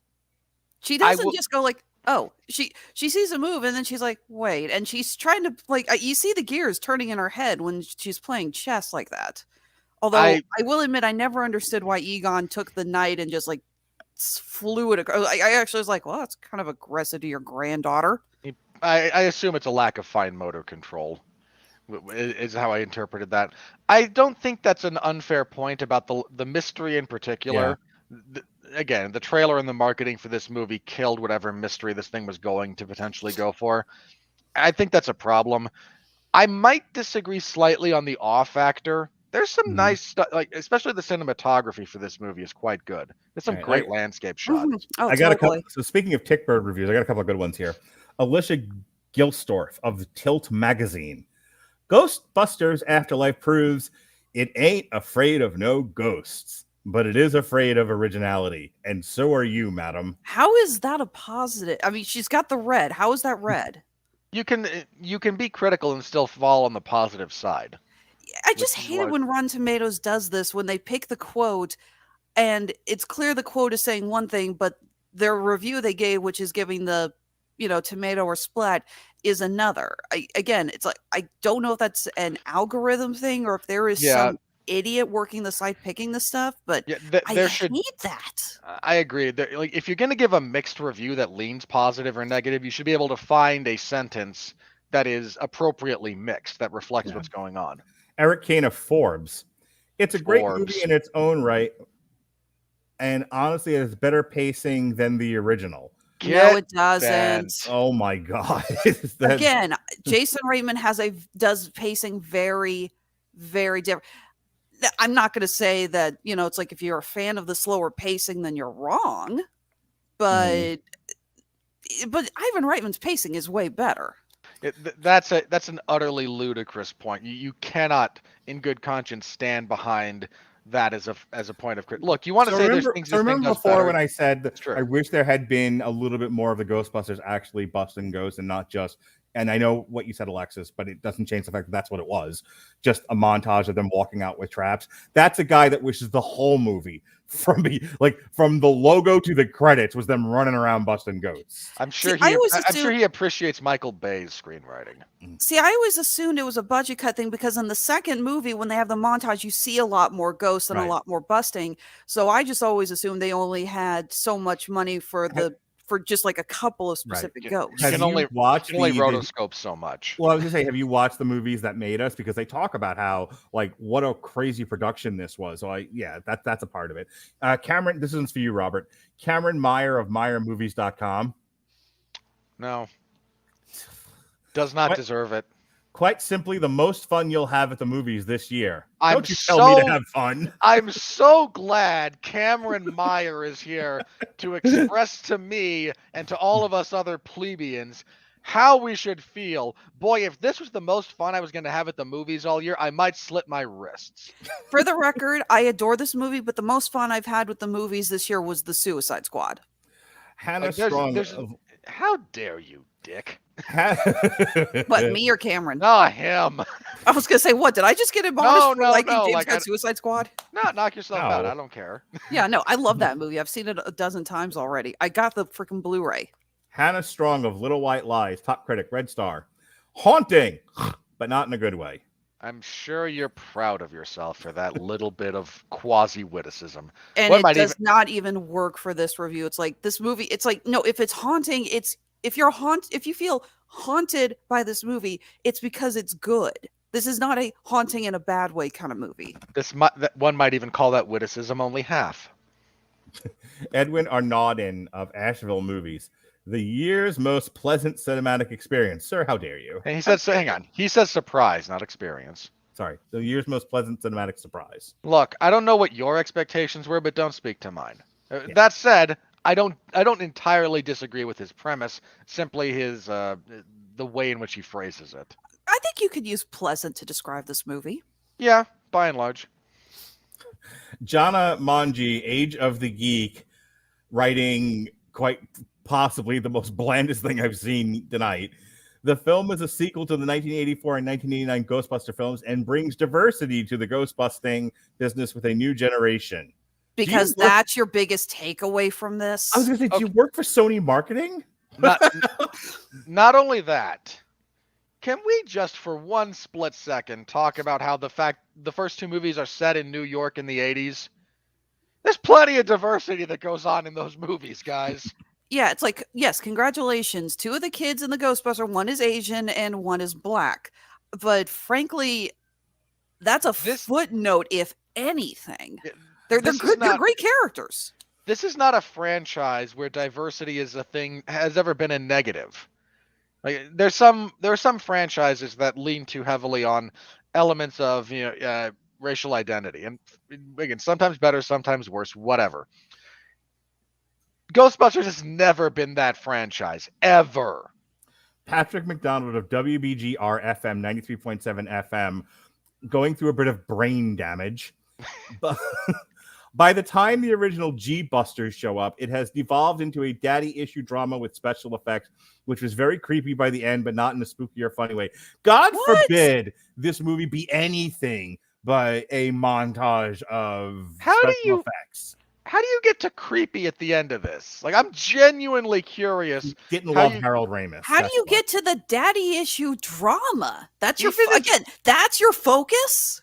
Even if you're not a fan of Harold Ramis, and What's wrong with you? I will accept a variety of opinions on that perspective, sure. That's not a creepy setup for the ending. Well, okay. You know what? No, you know what's creepy about the ending? The 12-year-old's podcast having one subscriber in the form of a 60-year-old Dan Aykroyd. By the way, I actually thought that was cute. The half of the guy. So do I, but I'm like, if you wanted to find something creepy. Did Dan Aykroyd forget how to act? He sucks in that scene. Like, he has forgotten how to act ever since he did the voice of Yogi Bear. Okay, see, I was wondering what your take on that was going to be. I thought me and you were going to get into a fight, so I'm glad you agree with me. I don't know what happened to Dan Aykroyd, who used to be hysterical, but his line readings were awful. Like, I don't know if Jason Reitman just didn't want to direct him because I don't want to tell the old man how to do his job, but I'm like, ugh. I hate to say, you kind of get the feeling that when those three showed up, Reitman was just like too intimidated by them to tell him anything. Yeah. And credit to Murray and Hudson, those two did not need any major direction. They were still freaking amazing. Those two slipped back into those characters like it was nothing. Right. Yeah. Dan Aykroyd, however, has lost his mind. And I'm not going to lie, the tattoo of the Revelations thing on his arm, I'm sorry, but I will say that I thought was particularly stupid. It really, especially for that character, like that guy's not going anywhere near a needle. Ed Whitfield of the Trey, Robert. You love that particular outlet. I don't even. If he could have listed ingredients in rabbit stew, I would have read it just to say the Trey. Jason Reitman, with the best intentions, has inherited the mantle, but misunderstood the appeal of his dad's film. He turned Seinfeld into Family Ties. God forbid this movie be about something. I don't get that final sentence at all. He turned he turned a schlubby comedy about Animal House guys into a family drama. I think you needed a much better metaphor for that than Seinfeld into Family Ties. First of all, just by the by. Like, first of all, Seinfeld sucks. I know I'm in the minority in this opinion, but secondly, Family Ties was from the 80s, wasn't it? Not that many people probably remember it, let alone know what it is. Yeah, it's a bit of a dated reference. John Urbanson of J Movies with a U. It once more simply endorses Ray Parker's classical lyrical claim, "Busted makes you feel good." All right. Oh, moving on. By the way, that was an awful review. It really was. Sean Burns of North Shore Movies, A Dungeon of Necrophilia. What? I don't know why you copy pasted your search history into your movie review show. But really, Robert props. That is one of the funniest things said on the show in a while. All right, we'll end with this one. We'll end with these last two, and we'll call it a night. Kevin Carr of Fat Guy at the Movies, our favorite reviewer these days. Okay, you know what? Because I know he is. I will bust it out for him. You self-employed loser. Thank you. It's the David S. Pumpkins of Ghostbusters movies. It does its own thing. I don't Okay, am understand I the this only one that's reference. not a fan of the David S. Pumpkins bit? I don't even know what that is. I genuinely don't know what that is. Okay, David S. Pumpkins was a. Have you seen images of Tom Hanks in a shirt suit with a pumpkin pattern on, and he's kind of got a fro going? Nope. Okay, this was an SNL sketch from a couple of years ago where these two go into this haunted house, and it's like a haunted elevator, and every floor is a different scare kind of a thing. But this one guy keeps showing up going, "I'm David S. Pumpkins," and he's dancing with these skeletons, and the joke is that the couple don't get why he's there and why he's scary, but they keep bringing him back, and it has just materialized into this crazy phenomenon where I do not get the appeal, because it is doing what Saturday Night Live unfortunately repeatedly falls back on, doing something that's not funny and then saying it's not funny and then thinking that there's a joke in saying how it's not funny.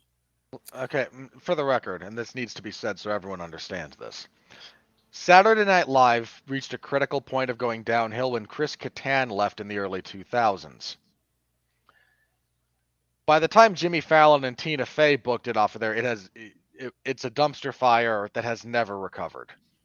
Speaking of dumpster fires that never recover, James Vernier of Boston Herald, who wants Stranger Things with plot and characters from Ghostbusters? How do you possibly arrive at that comparison other than the existence Finn of one Wolfhard. actor?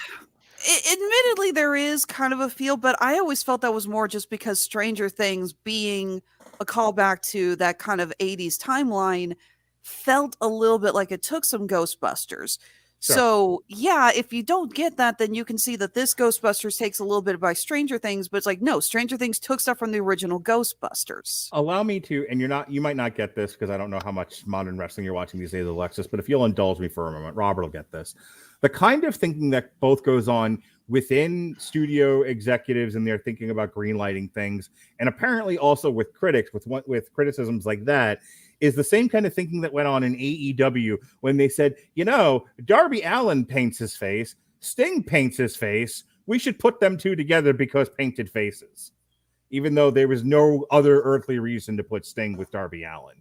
It's the same thing here. It's like, well, Stranger Things draws influence from Ghostbusters, therefore Ghostbusters draws influence from Stranger Things. It's like, not everything's eating its own tail, people. It's also like a sadly desperate reference to try and connect with, like, this doesn't, the only thing you have in connection with this and Stranger Things, and I mean this sincerely, the use of children and Finn Wolfhard as an actor.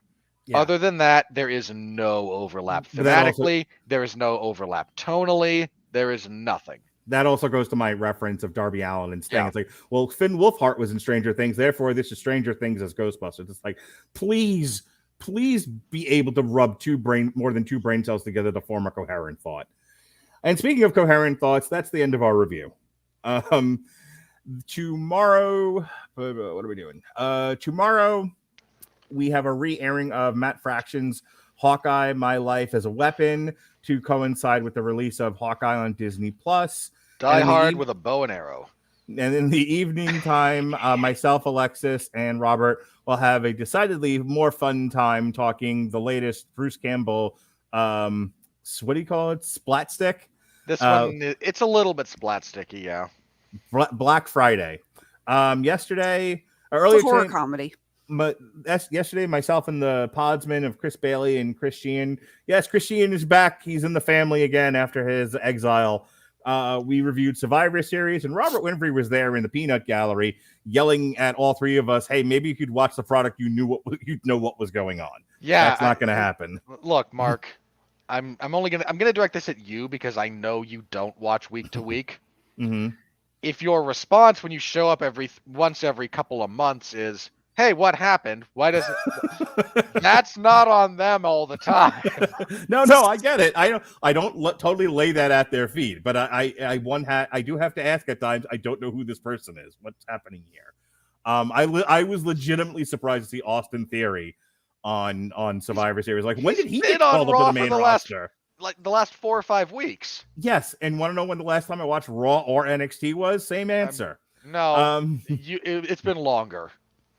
Yesterday, myself and Sean Comer reviewed the final entry into the Resident Evil franchise, Resident Evil: The Final Chapter, and we re-aired our first on trial that we did of the original Resident Evil movie.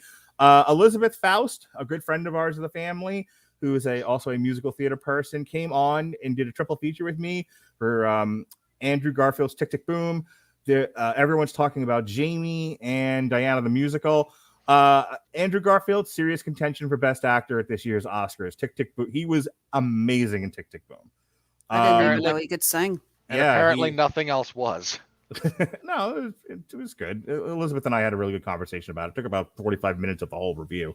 So if you're interested in musicals, check out what Elizabeth and I had to say. She was great. I'm hoping to get this. So she's the one that got my wife into the smutty books.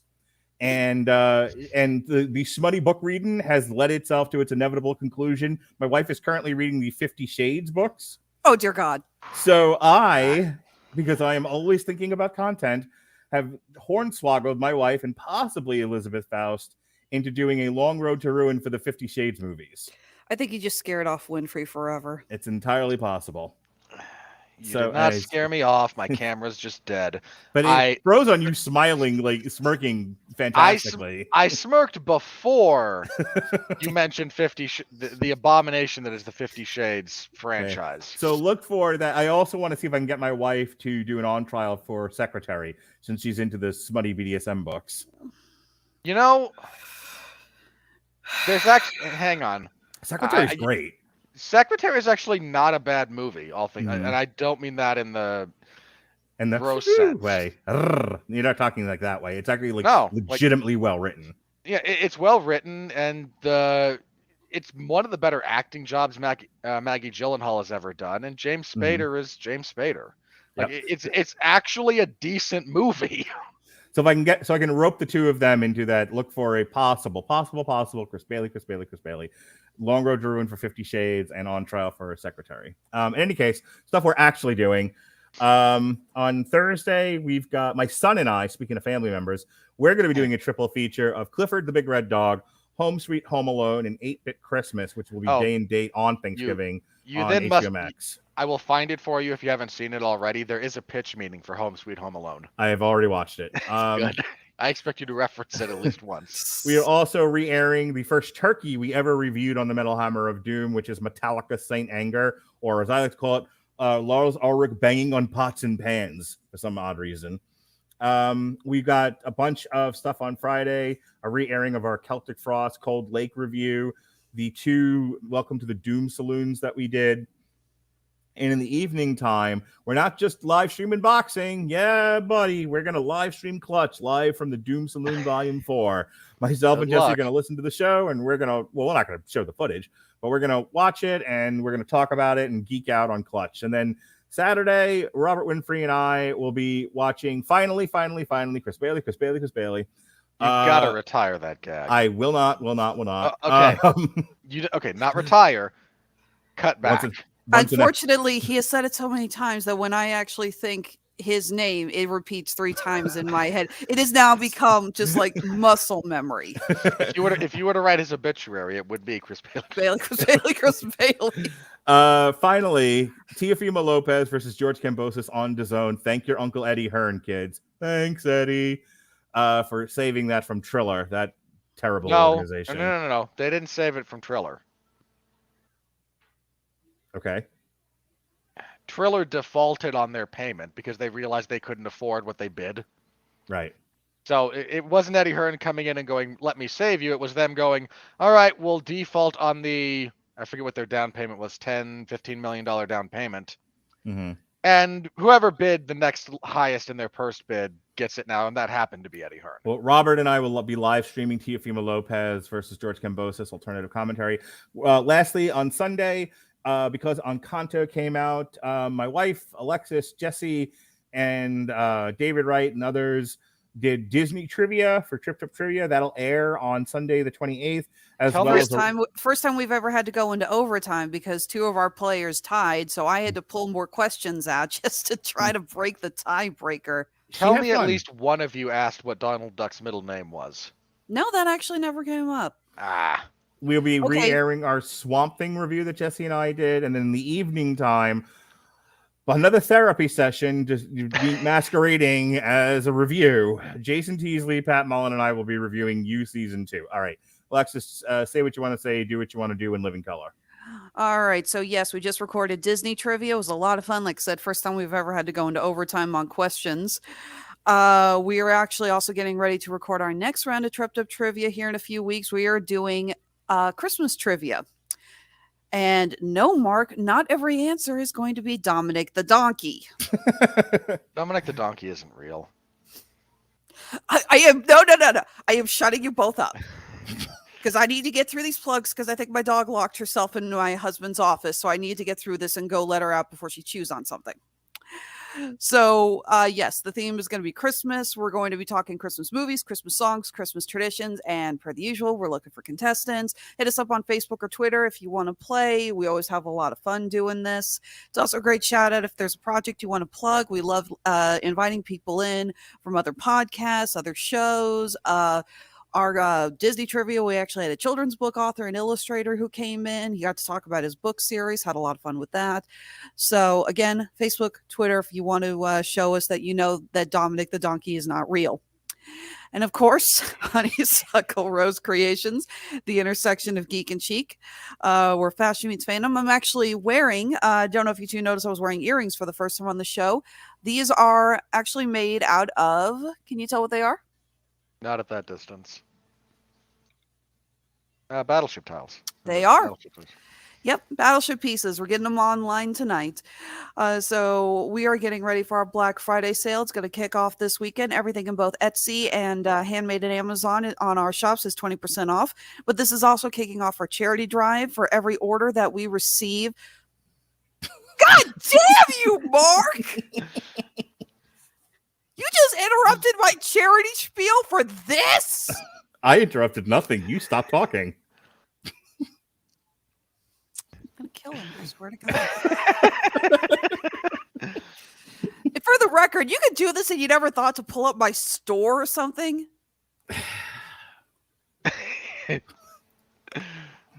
Go on. For every order that we get from Black Friday to Christmas Eve, we will donate $5 to St. Jude's Children's Hospital. We have done this charity drive for the... Why the hell is there deodorant listed in my products? That's not for now. That's not mine. That's the generated ad. Mark sees those all the time. Yeah, no. Unfortunately, because the name of my company is Honeysuckle Rose, I get a lot of herbal supplement crap mixed in there. But yes, those are some of our wonderful products made from game pieces like Monopoly, Clue, Scrabble, and the like. So again, starting Black Friday, everything is 20% off on our shops. As you can see, we've got a wide variety of fandoms and products to choose from. And don't forget, of course, the charity drive. Your purchase will help out those in need. I swear to God, Mark, the next con I have is Florida. Mark's about to be in need. This is getting very duck amuck. It really is. All right, take me home, baby doll. All right. You can find me hosting the 411 Ground and Pound MMA podcast if you're interested in the sport of mixed martial arts. That seems to have had a pretty decent spike over the last couple of months. So I thank everyone. If you happen to be from this show and you migrated over there and found it, thank you, a tremendous amount. That particular podcast has bounced around hosting sites on occasion, and that's really messed up the numbers sometimes. But I got a decent spike the last little bit, and did not really expect it to be that high. I expected a bit of a bump because we hit a couple of UFC pay-per-views back-to-back that were highly anticipated, and that usually bumps things, but it's kind of persisted just a touch. So I thank you all very much for that if any of you happen to be participating over there. I cover stuff for 411mania.com, professional wrestling on Wednesdays, and Fridays. That's AEW's Dark Elevation, MLW's weekly programming, and WWE SmackDown. And I cover whatever the UFC is doing on Saturday. There's no UFC event this Saturday, hence my ability to participate in Teofimo Lopez and George Kambosos. The 411 Ground and Pound MMA podcast records Sundays, goes live Monday morning early usually. This last episode was a review of a fairly mediocre fight night. This coming one will be a preview of Rob Font and Jose Aldo, a very good bantamweight fight. Mark already ran down a bunch of the other podcasting that I'll be doing over here, so be on the lookout for that. We have several coming up. We have Black Friday tomorrow, then we have Encanto. Let's talk about our MMA related triple feature we're doing. Oh yeah, we are doing that recently. There's the triple feature for Warrior, Born a Champion, and Bruised. With Halle Berry, formerly of Catwoman. I don't know why that's material. I was going to say, has she made a good movie since she parted with the X-Men? I was going to say since Catwoman. I was going to say since Monsters Ball, and either way, the answer is no. Look, Halle Berry is, career-wise, she is very washed up. We'll see how she does in Bruise when we talk about her on a triple feature in, I think, 2 weeks. All right. Anything else?